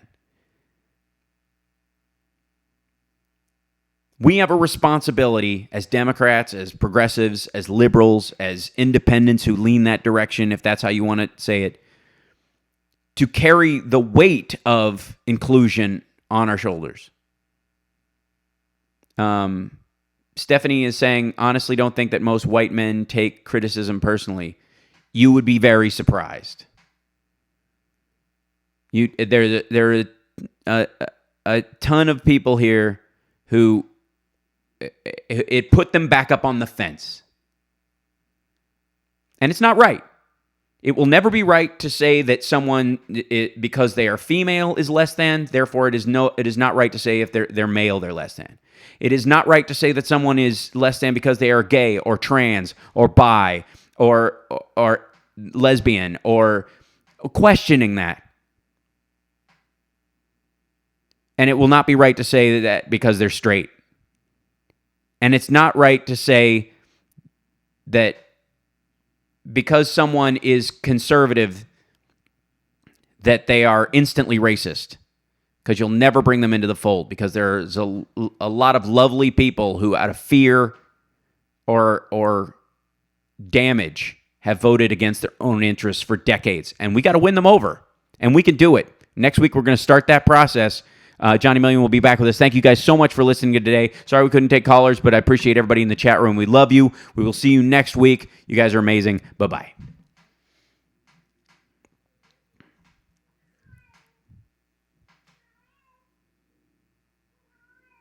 So, okay. So, chat room. Thank you so much, Lady B. Really appreciate it. We never got to the audio, but that's okay. I appreciate you looking at it for me. Be well. That's okay. I never got to ask for it anyways. It was a rant-tacular show today. So, anyways, you're awesome. All right, you too. Bye. Hi, chat room. So yeah.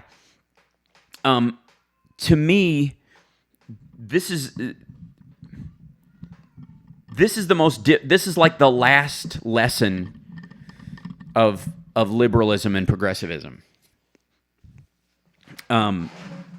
This is this is the thing that will take back the House, the Senate, and the presidency for all time. If liberals and progressives can learn this lesson. Okay, you guys ready for it? It's based on what I said for the happy ending, but I just kind of want to clarify it when I'm not up against the clock. Is that we as progressives, we as liberals, do not ever denigrate someone for something they can't change. You can make fun of Donald Trump's hairdo all you want. You can make fun of because he styles it or doesn't or whatever, and he colors it. You can make fun of his spray tan. You can even make fun of his teeth because they're all aftermarket. But you can't make fun of his skin color. And you certainly can't use it as a pejorative. Because it is never right, not in any sense, to ridicule someone based on their skin color. Not ever. And it is never right to denigrate someone based on their gender. And one of the things that people who identify as social justice warriors or people who identify as, as sort of like hyper progressives in that area are incredibly comfortable. Yeah, but he makes his skin orange, Karen. That's what I'm saying. It's a spray tan.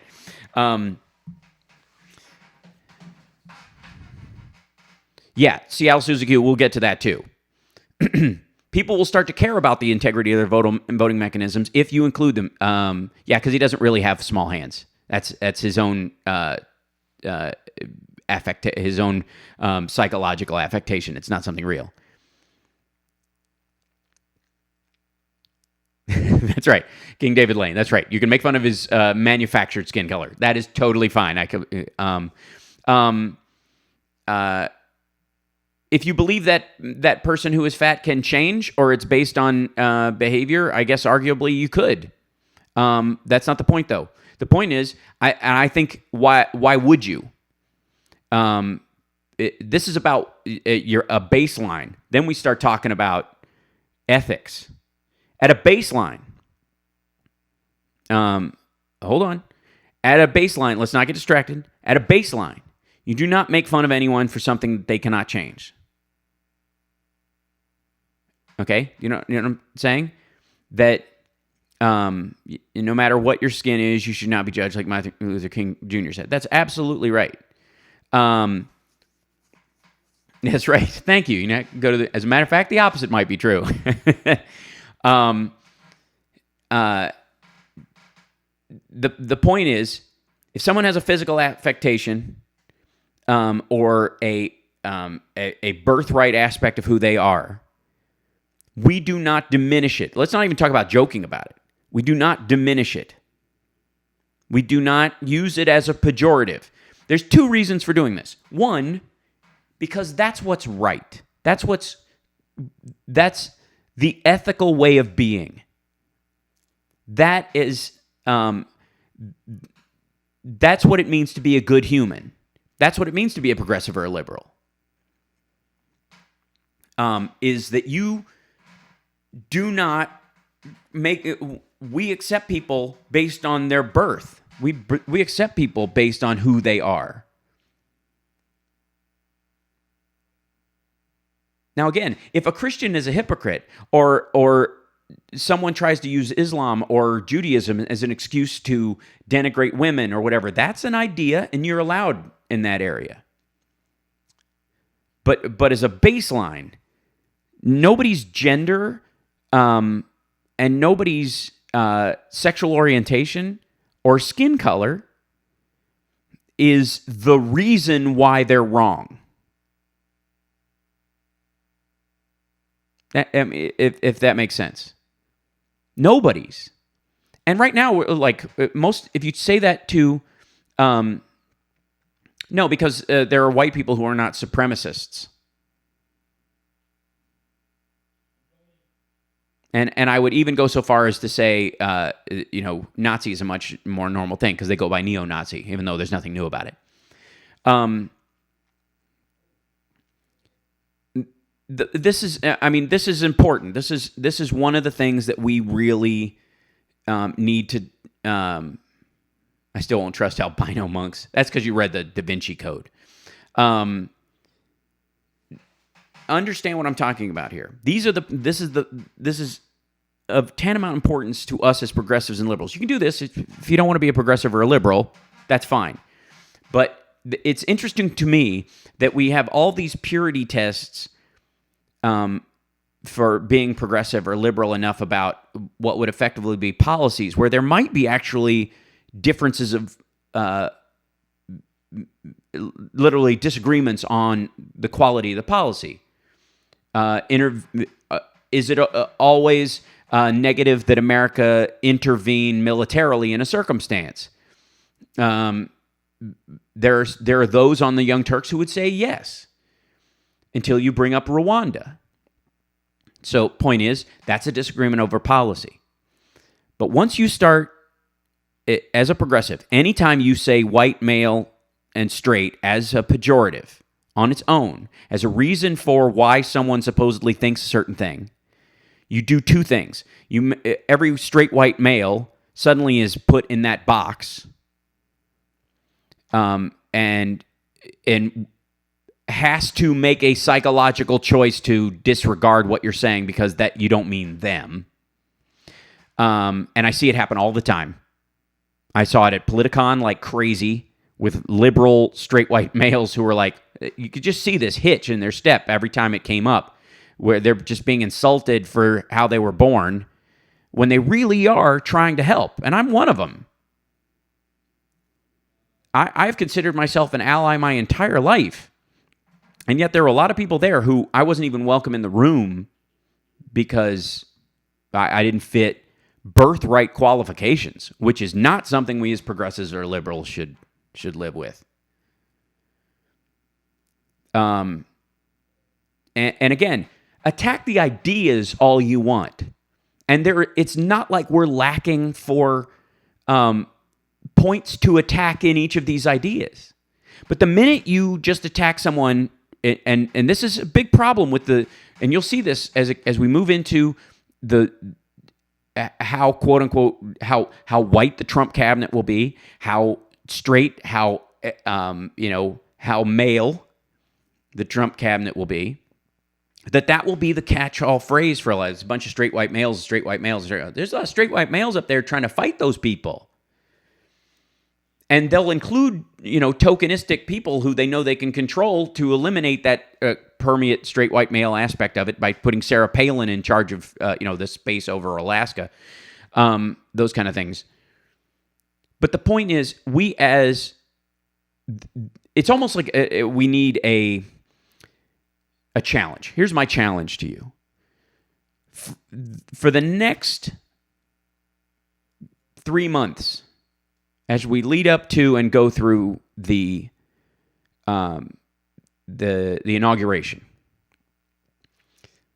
do your best to not incorporate anyone's sexuality, gender, or race into your criticism of their ideas. Because the minute you do, you immediately give them backup they do not deserve. This is the same effect, by the way, that occurs when someone, let's say someone who's black is being awful. There is an awful person who by happenstance of life is black. And in reacting to the awfulness that is that person at that moment, someone uses the N-word to criticize them. What does that do? Does that make that person feel worse? No. What it does is have every black person within earshot go, hold on a second. Wait. Don't lump me in with this person. And why are you using that word? Because it hurts my feelings. Those people aren't racist against, they're not racist against you for being a white criticizing or an Asian person criticizing or a Hispanic person criticizing that black person. They are reacting to the use of that word, and rightly so. That's right. So what Maureen just said, you start to attack someone's looks or identity, you can't defend your argument anymore. That's exactly right. So what I'm asking everybody to do throughout this is, in your criticism of it, because of all the talk about white supremacy will be a big aspect of it, you can absolutely deal with the KKK and the neo-Nazis and the people like white supremacist groups, but do not use the term, use white or what have you to relate them to the people in the administration that they're being put through. Not because you're worried about insulting those people, because I don't think they care about humanity, but because you don't want to we need to start bringing the white voter who angrily voted for Trump because they thought they were being dismissed as humanity because of their skin color, and they exist. There's a lot of them. Not because they're anti any other group, but because they're not allowed to just be themselves without feeling guilty or what have you. You lost those people. They lost a bunch of them. And we can have all sorts of reasons why, well, the hell with them, but that will never get us what we want. That will never get us there. Oh, a cuck is a cuckolded man, meaning that not only does he allow men to sleep with his wife, but he watches. She makes him watch. That's a phrase that they use a lot. It just means a beta male. They use this a lot. It means he's a beta male. Thank you, Julie. It might take that. I might need a typist for this. But again, it goes to, would you rather be right or would you rather be happy? Do you want to make progress, or do you want to go down swinging the way you want to fight rather than the way you want to win? And what I'm describing to you now is the way to be a genuine progressive, and this is my opinion. You can take it or leave it. That's always the truth. Whatever I say here is my opinion, and so you can know in a major way that I present it wholeheartedly. And the important thing that people need to do here is, as progressives, again, if we're going to complain when people use race or gender or sexuality or sexual identity as a negative, as a way of discriminating against them, and we think that is wrong, that means we have a responsibility to not do it the other direction. And what I think this will do, instead of limiting you in your argument against these people, which we will have many, is that in many ways it will free you up to destroy the merits of their argument without ever being pulled into a false narrative that you are dismissive of them because of race, gender, ethnicity. And this is a weapon they have used with great effect through the entire campaign. Bigotry is bigotry on its face, period. And if you ever walk into a situation where you allow you hand ammunition to the person you're arguing with by saying something that is effectively prejudiced or bigoted, because saying all white people, all straight people, all males, all coordinated versions of those are such and such, that is a prejudiced statement at base.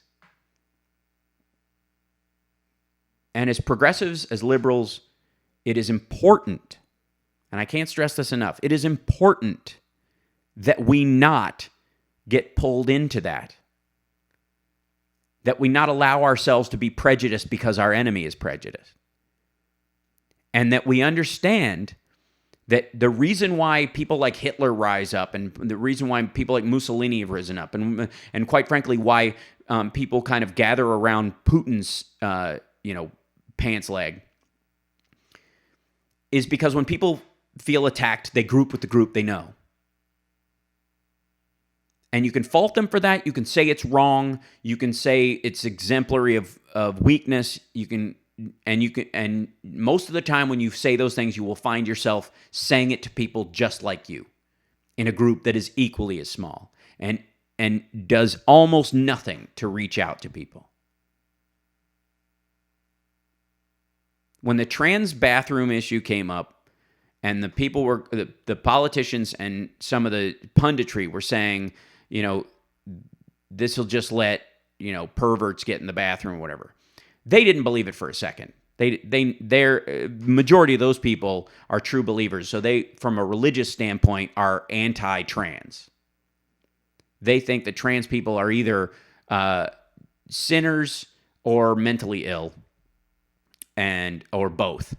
And they think mental illness is a demon in the body or something. But the people where they got that ammunition from, where they got that phrase from, that they heard people saying this at meetings, those people weren't reacting that way.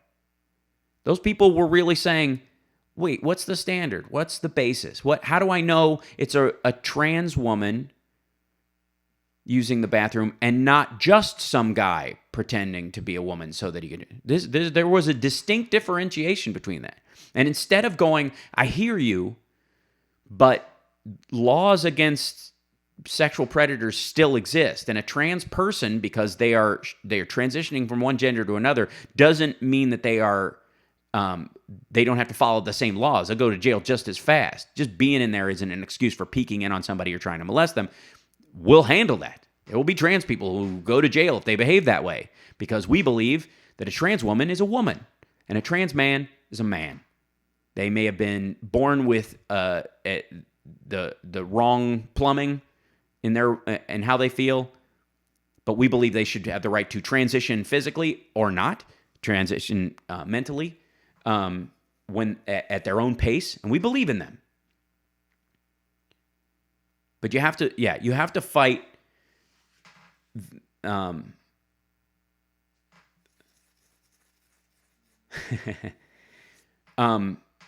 If you're going to say we're going to fight this, then you're setting yourself up for an adversarial circumstance, and you're never going to get around to helping people understand what is effectively a new concept for them.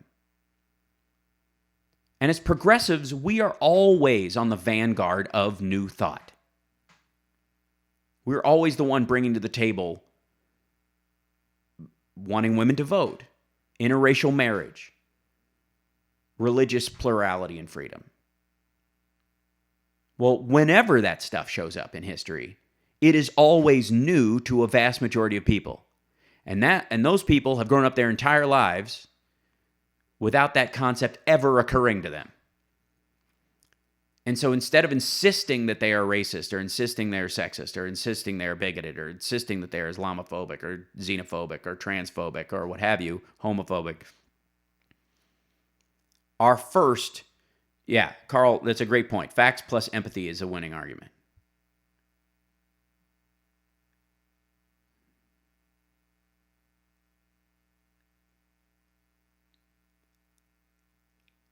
I think that's a great point. Hillary should have said XYZ beliefs are deplorable, not the people. That's right.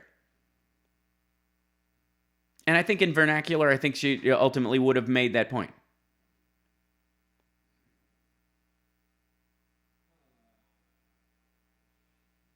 We are always introducing the populace, the public, to things that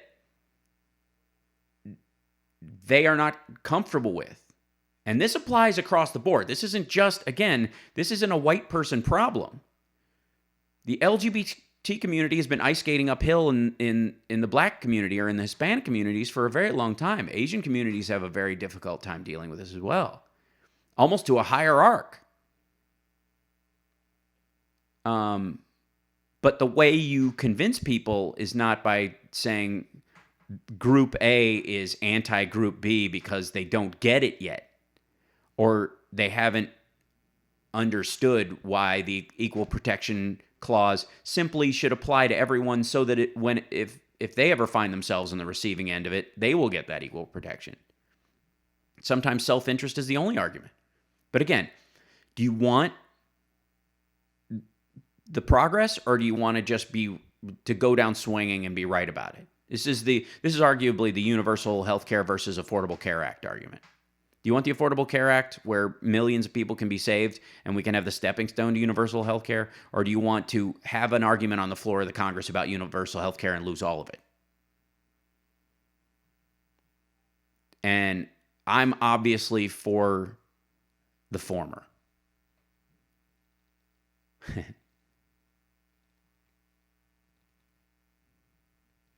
Who's denigrating Jazz Jennings and every trans youth in the world? Please help me here. W is anti-trans.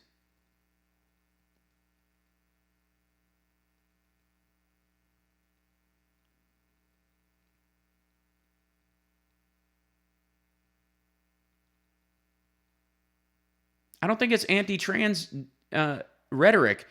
I think he's ignorant. I think that's an ignorant thing to say. And just saying he's simply anti-trans, basically it creates an ammunition linguistically. Oh, I see. So it's an ignorant use of the phrase. Gender confusion. They call it gender dysphoria. Is actually the clinical diagnosis that people need in terms of, when they're going to transition, for example. Initially, it was referred to as in the same terms as gender confusion, meaning that not confusion as you don't know, but that your system is confused, that your physical affectation in there, could be that. Thanks, Amos. Appreciate it.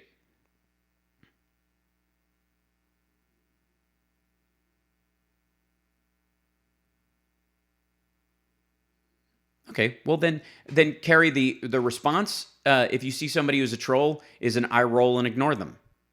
Don't incorporate them in. If that's again, that form of engagement is exactly the point. And again, remember, we are on the vanguard of this thought. This may be stuff that we deal with all the time. But in many ways, when you meet somebody, they haven't given it as much thought. And even when shouldn't actually say that sometimes they want to be a boy, other days they want to be a girl. Yeah, that's just normal childhood growth. That doesn't actually factor into actual gender dysphoria, which becomes a trans thing. Those are not connected. W, if that makes sense. And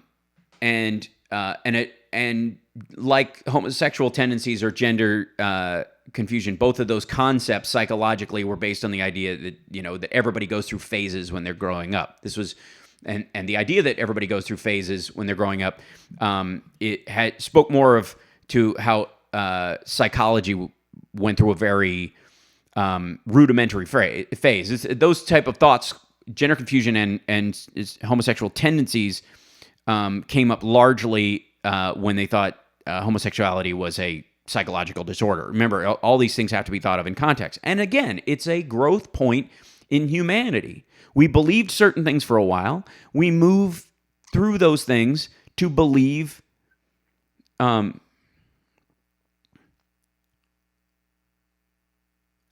Carrie, it's not anti-trans to argue that someone under the age of 18 shouldn't be given drugs to transition. It's not anti-trans. I would say it's an argument that there's no conclusive way of knowing that before you're before you're 18 that that hormonal transition won't be affected by other aspects. And I get it. I mean, there are trans people who believe that. There are trans people who think you shouldn't be able to do it until you're 25. That's their argument. That doesn't make them anti-trans. We are in new and uncharted waters. And there will be differences of opinion on how to best handle it. And because it is so incredibly personal, that a catch-all for it is not going to work. And that effectively, Carrie, makes my exact point, is that simply labeling him as anti-trans shuts down the argument on what you're trying to do. That's what I'm actually trying to avoid, Carrie.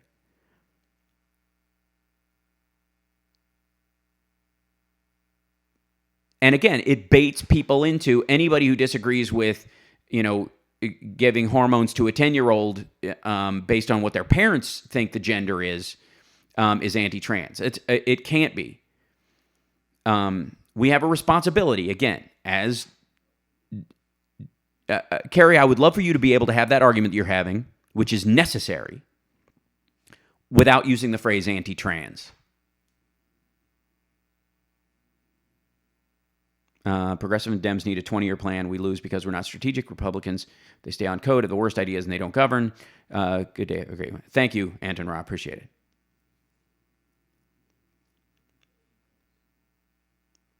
But that's fine, Carrie. He has that. That's his option. Let it go at that point. Still, using the phrase anti-trans is demonstrably dismissive. Doesn't help.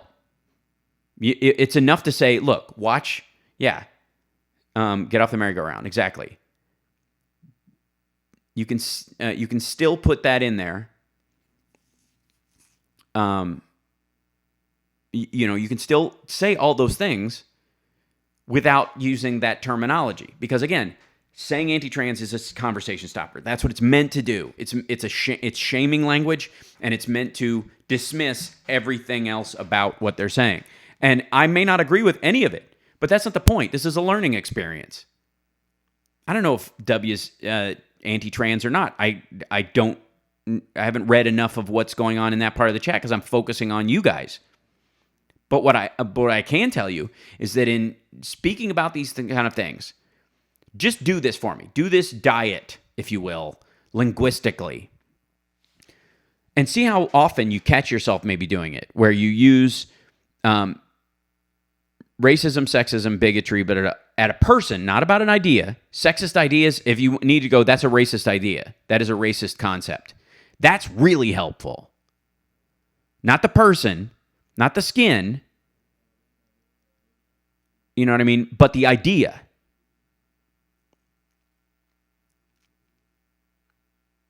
And you will find that it makes you a better person to argue the points.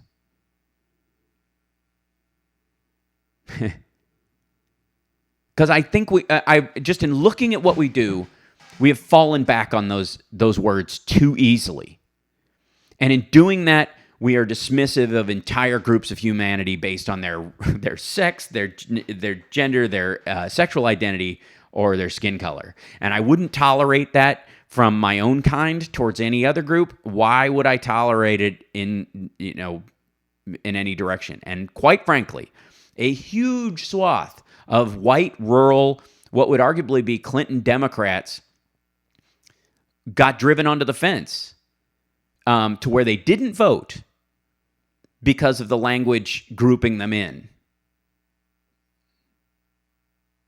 And diminished their role as allies and made them feel kind of sickened or dismissive of the entire political process, or allowed to say, oh, both sides do it, so there's no difference between the two. I'm saying it's our responsibility. You don't have to like it. You don't even have to participate. But I'm saying it will help you. I've been listening to a lot of Jim Rohn lately. I love Jim Rohn, actually. I love Zig Ziglar. I'm a big fan of Tony Robbins. I'm a big fan of Bo Eason. Brendan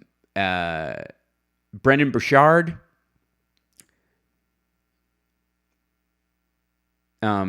Excellent point, Carl. When we disagree, we have to break down the points where we disagree to find out why they disagree with you. Who knows? You may find out that they have a valid point here and there. That's right. And you may find remember what happens again and again with liberal politics. We always say, why do these people vote against their own interests? Because we don't address their interests. We label their behavior, and the conversation stops there. That's why.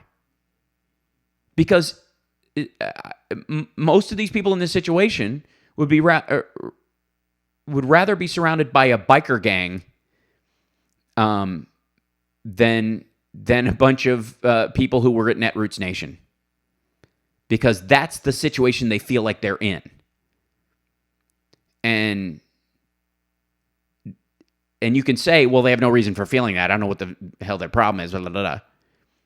Or you can try to reach out to them. Yes, both sides do it as intellectually lazy. Completely agree. Yes, only attack the idea, not the person with the idea. Your argument becomes better. Exactly, Janelle.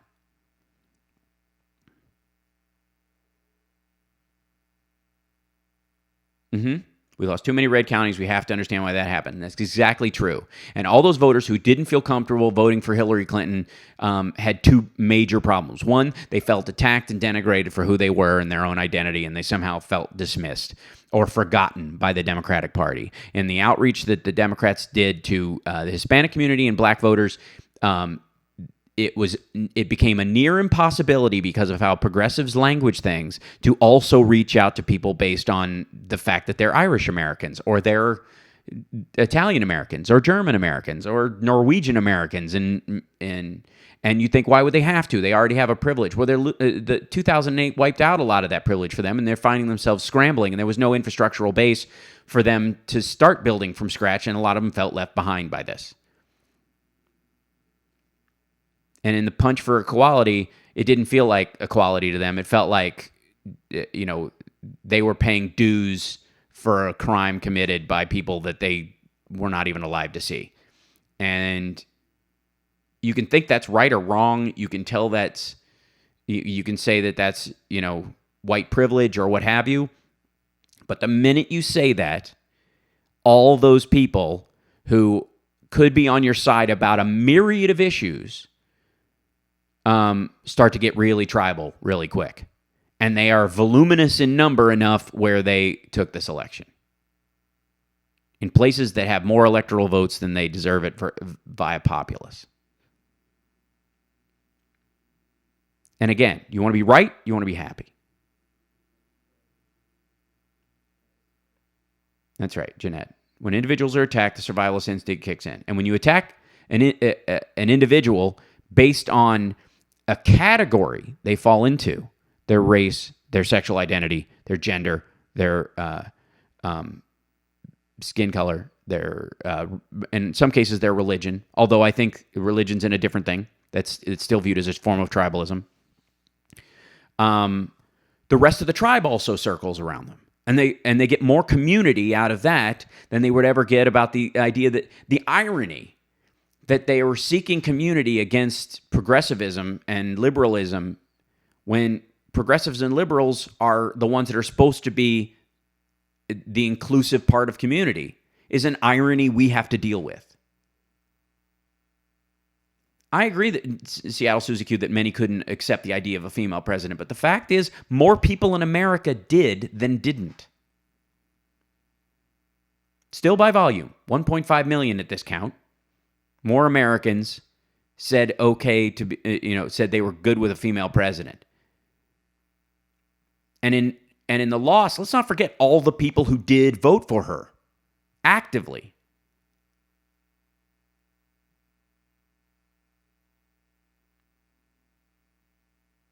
But yeah, personal attacks in chat rooms are different. Personal attacks in person, because most of the people who do personal attacks in chat rooms are too afraid to do it in person.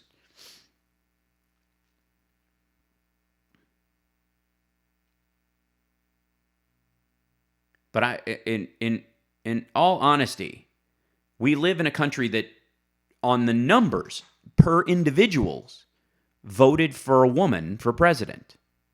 The Electoral College didn't reflect that. Environmental cultures didn't reflect that in certain areas. But by the flat numerics, more human beings in this country were okay with a female president than that. And by the way, a big portion of the ones who didn't vote for her or voted against her are also still fine with a female president. They just they believed all the myths sold to her and reinforced by the progressive left. Because the left did way more damage to Hillary Clinton than the right ever did.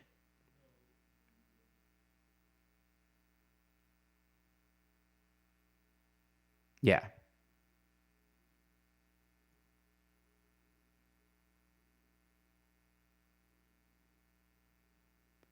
Yeah, by the way, Gamergate and the ensuing quote-unquote alt-right, I got news for you.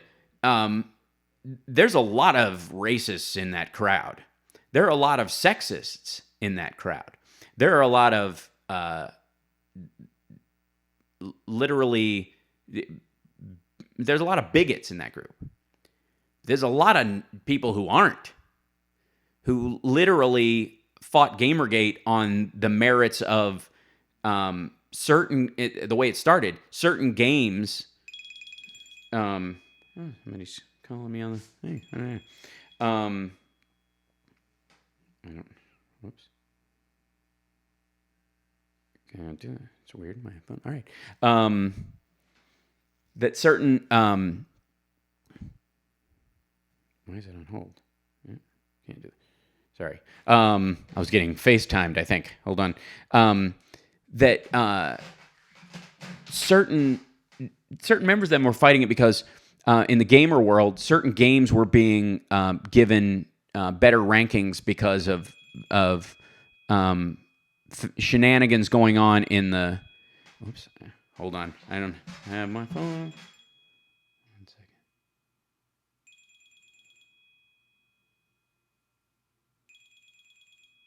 I have to call it back this way. You get to see me FaceTime with Summer on the other hand.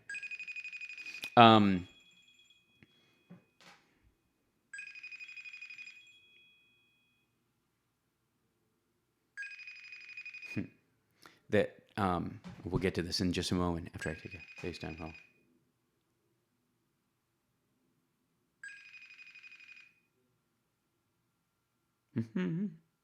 Not working. Okay, good. But point being is that there was enough of them that were absolutely not racist about it or particularly sexist about it or just wanted to play it how they wanted to play it without being jumped on, that they supported the Gamergate thing, but then got lumped into the box that is. Hold on, I love FaceTime. It's a good time. But again, hi. Sorry, I'm still on the air. Sorry. Yeah. Okay. Sorry.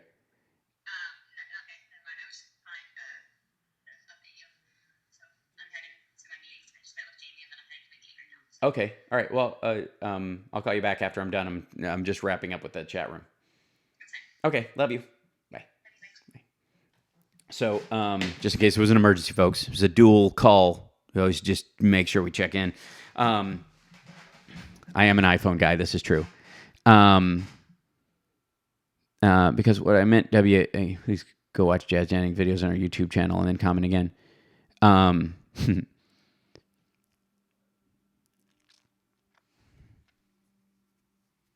So there are unfortunately large groups of people who've been lumped into the alt-right from the gamer community or from other communities that don't actually that are socially liberal.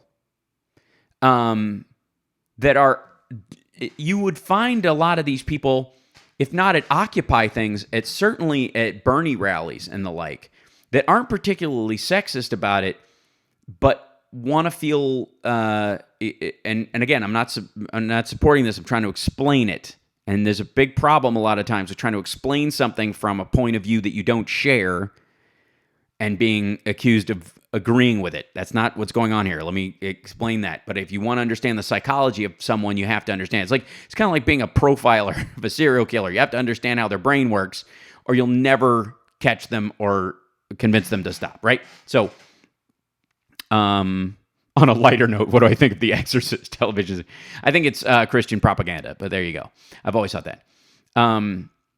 Randy Rhoads claims that Bannion's minions use online gamers to spread their propaganda, even told them not to answer pollsters so their opinions would not be reflected in the polls. I think that's true. I think there's a good portion of that. But I also think that there's the Rubin Report and I forget what, there's another online dude, Chris Raygun, people like that who would fall into, in a categorical sense, the Blair White, who's transgender, would fall into this alt-right community, and in some cases absolutely cross into that. I think Blair White's addressing of Black Lives Matter is a good example of that, where I think that's overreach and gross. But in other areas where she's dealing with trans issues, has every right and reality to deal with it the way she sees fit. And I think Chris Reagan, qualifies on most fronts as a liberal. The only thing he doesn't is where, is what he sees as an attack on free speech and the like that. But most of those people would, if you really said on the merits, who would you vote for, would vote for a progressive or a liberal a lot of times, which is very weird if you just assume that all the alt-right crowd are that way, and they're just not. That's what makes them altish, is a lot of them are not socially conservative. Milo Yiannopoulos is going around the country with his dangerous F-word tours, out homosexual. Believe me, Trump won't deny Yiannopoulos any of his rights if he really was put down to it, but Pence sure would. So you've got Yiannopoulos actually in a circumstance where he's supporting a candidate that he thinks will genuinely diminish his actual rights to live. You're not going to reach that person by calling him homophobic because he's gay. It's the weirdest. The language is important. And all you can ever be responsible for is your own behavior in a circumstance. And if your methodology is not working, you need to adjust your methodology and find one that does work. And if the idea is to build an inclusive community where people of all of these different categories can live amongst each other and share equal rights and have their own differences on ideology, but respectful of everybody's existence, then you got to act the part first. Creepy collection of incorrigibles. I'm a huge fan of that.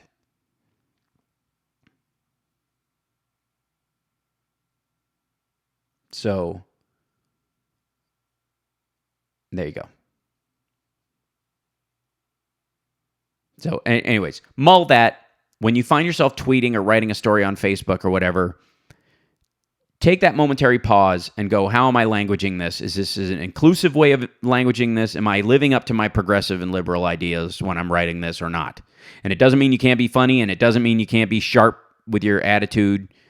It also means that you got to be able to take a joke and not react emotionally. Because that's also the whole purpose of a troll most of the time is not actually to change your argument or to win an argument. That's why we argue points. Trolls want you to get into an argumentative stance and feel discouraged or freak out. They really are looking for an emotional response. Most of them, especially the larger groups of them, are either Russian operatives paid to be political operatives or people with, that are on the spectrum who lash out in an antisocial way. Have an antisocial personality disorder in many ways, and are trying to get people riled up. They don't really care about the issues that they're engaging. They just know what the buzzwords that will set people off. And if you can not get triggered by that, you show a level of strength that makes them go away. And you can get back to actually arguing with people who do have points and do want to argue stuff on merit. Again, we need to be focused on, if you're going to be a progressive, you have to make progress. And if you're going to be a liberal, you have to believe in liberty, even when it makes you uncomfortable. And you have to check your emotional response to stuff, because your emotional response is based. Most people think that that their emotions are their real response to things, and they're not. You make a decision about something, and then you respond emotionally. Because if a friend calls you a dickhead, you think it's funny, and if your boss calls you a dickhead, you think you're in trouble. Is essentially it. You make a decision about what that means coming from that person, and then you have an emotional response. And so if you can make a decision beforehand about how you're going to respond to trolls, any nameless, any unverified account that says something to you that you don't like, you immediately take it the same way you would, you would take something from a sock puppet. Like, it doesn't matter. You make that decision beforehand, and then when they write something, you have all your strategic and mental wherewithal available to you. If you don't make that decision, you're going to react emotionally, freak out, and not serve your cause. You just won't. You'll be in panic mode.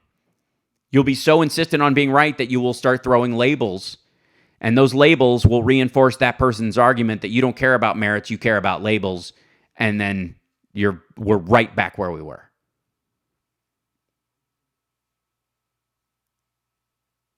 Don't feed the trolls. Poke them with a stick. That's fine. Because that's kind of the point.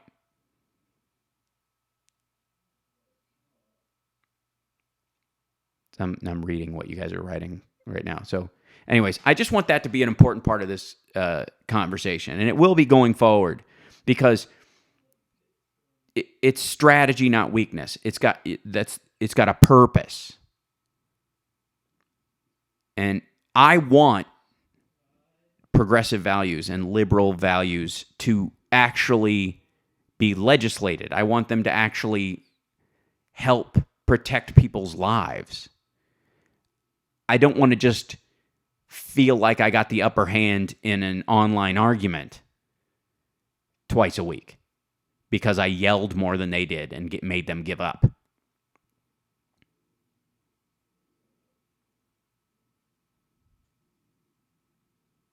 Yeah. Why I feel like I was just attacked for standing up for trans youth? Because you made a decision about what the conversation meant. That any conversation about the merits of it is an attack, as opposed to addressing those points.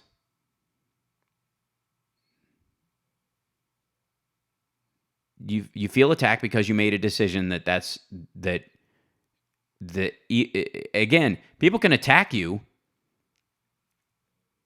and you can know that they're attacking you, but you don't have to take that attack to heart at all.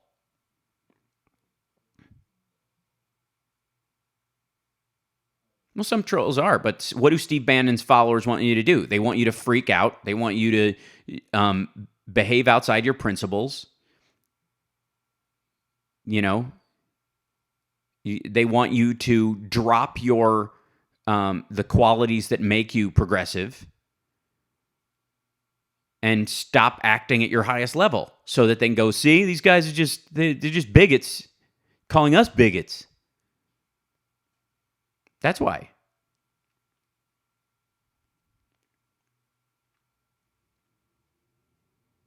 That's right, Carl. So we all, the point isn't about whether you're attacked, too. The point is, how do you respond to that attack? Is your response to the attack effective? Or is it simply to show that you were attacked to everyone?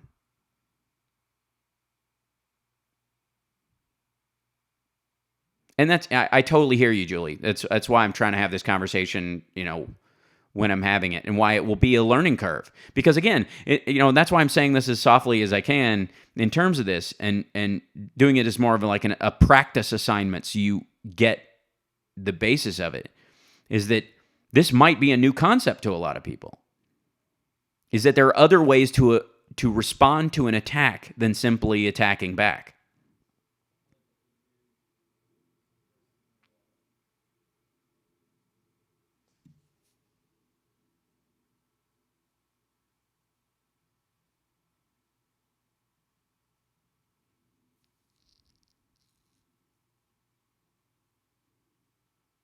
So we shouldn't have tried making a woman the president or include minorities because it hurts the majority's feelings that they don't have absolute power? No, that's not what I'm saying at all.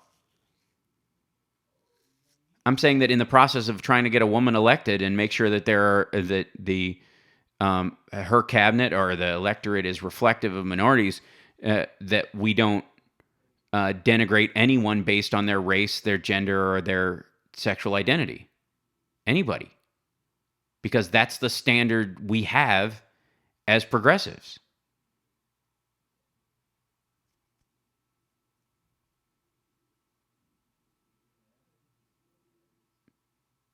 Does that make sense?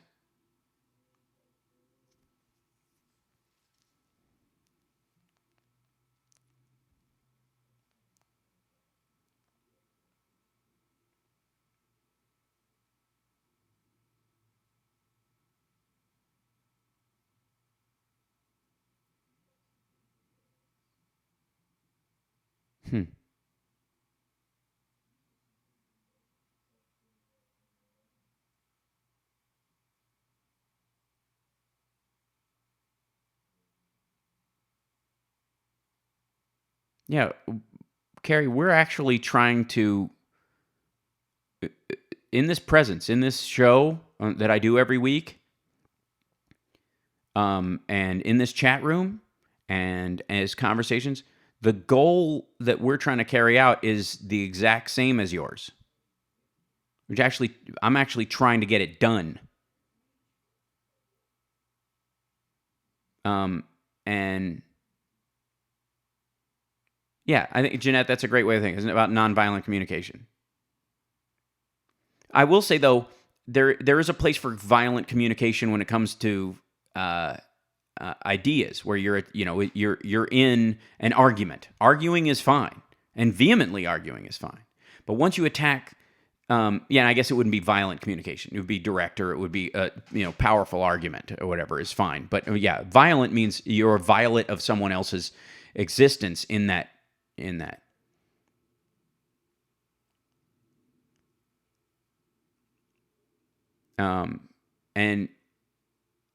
at a certain point, if we're arguing for diversity, we have to resist the urge to use assertive communication. Great way of putting it, Jeanette. That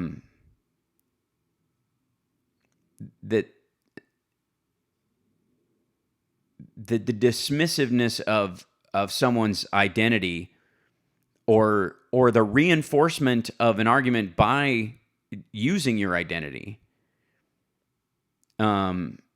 it is just a weaker point. It just doesn't move. It doesn't help move the point forward. It'd be nice if it did sometimes. It just doesn't. Anyways, I just want you guys to think about that. We'll obviously deal with this more and more. I recognize it is a new concept. This is my life, though, and 24 trans women of color were killed so far this year. Yeah, we agree that needs to be stopped. But it's based on, those murders are based on a lot of factors, and we have to handle all of them.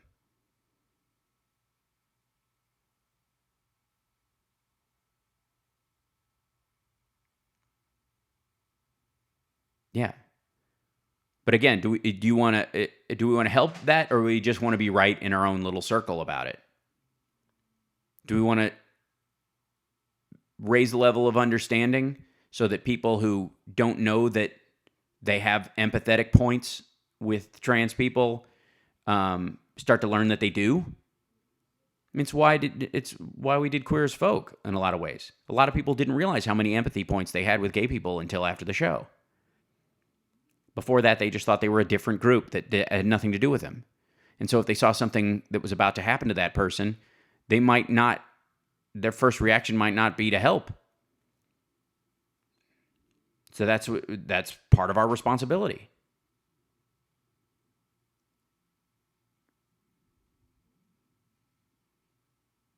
You're not being told you're wrong for expressing yourself, Carrie. We're trying to find a more constructive way of expressing yourself. And that's it.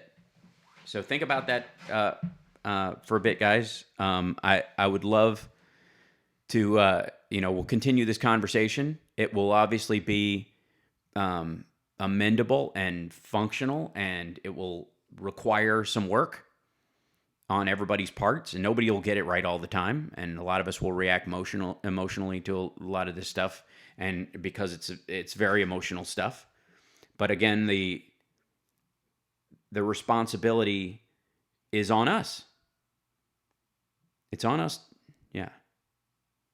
Oh, this month, I'm all this week. I'm with Camden, and I are going to all the relatives. We're doing the big rounds to see all the relatives for Thanksgiving, and then I'm in Kentucky for stand-up first week of December, and then Buffalo, New York for the second week of September, and then the holidays come up, and I'm just finished filming the movie, and then we're going to work on these short films I'm doing, and I'm doing a documentary starting in January, which will incorporate a lot of what we're talking about. And then I'm working on a TED Talk and a lecture about lead. Much of the stuff that I started researching when I first had that epiphany on the air a few months ago about lead as a problem worldwide. That I think this is one of the areas where I think if we solve this, we solve a lot of violent crime, and we solve a lot of structural defects in society. So I really want to, I feel like that's how I can do the most good. The band is recording 3 new songs. We're in studio December 5th, and we have a show that night at Crazy Girls in Hollywood. So, yeah, I think we do need a book at some point. But I'm working on 2 scripts right now, so I'm trying to finish them. So,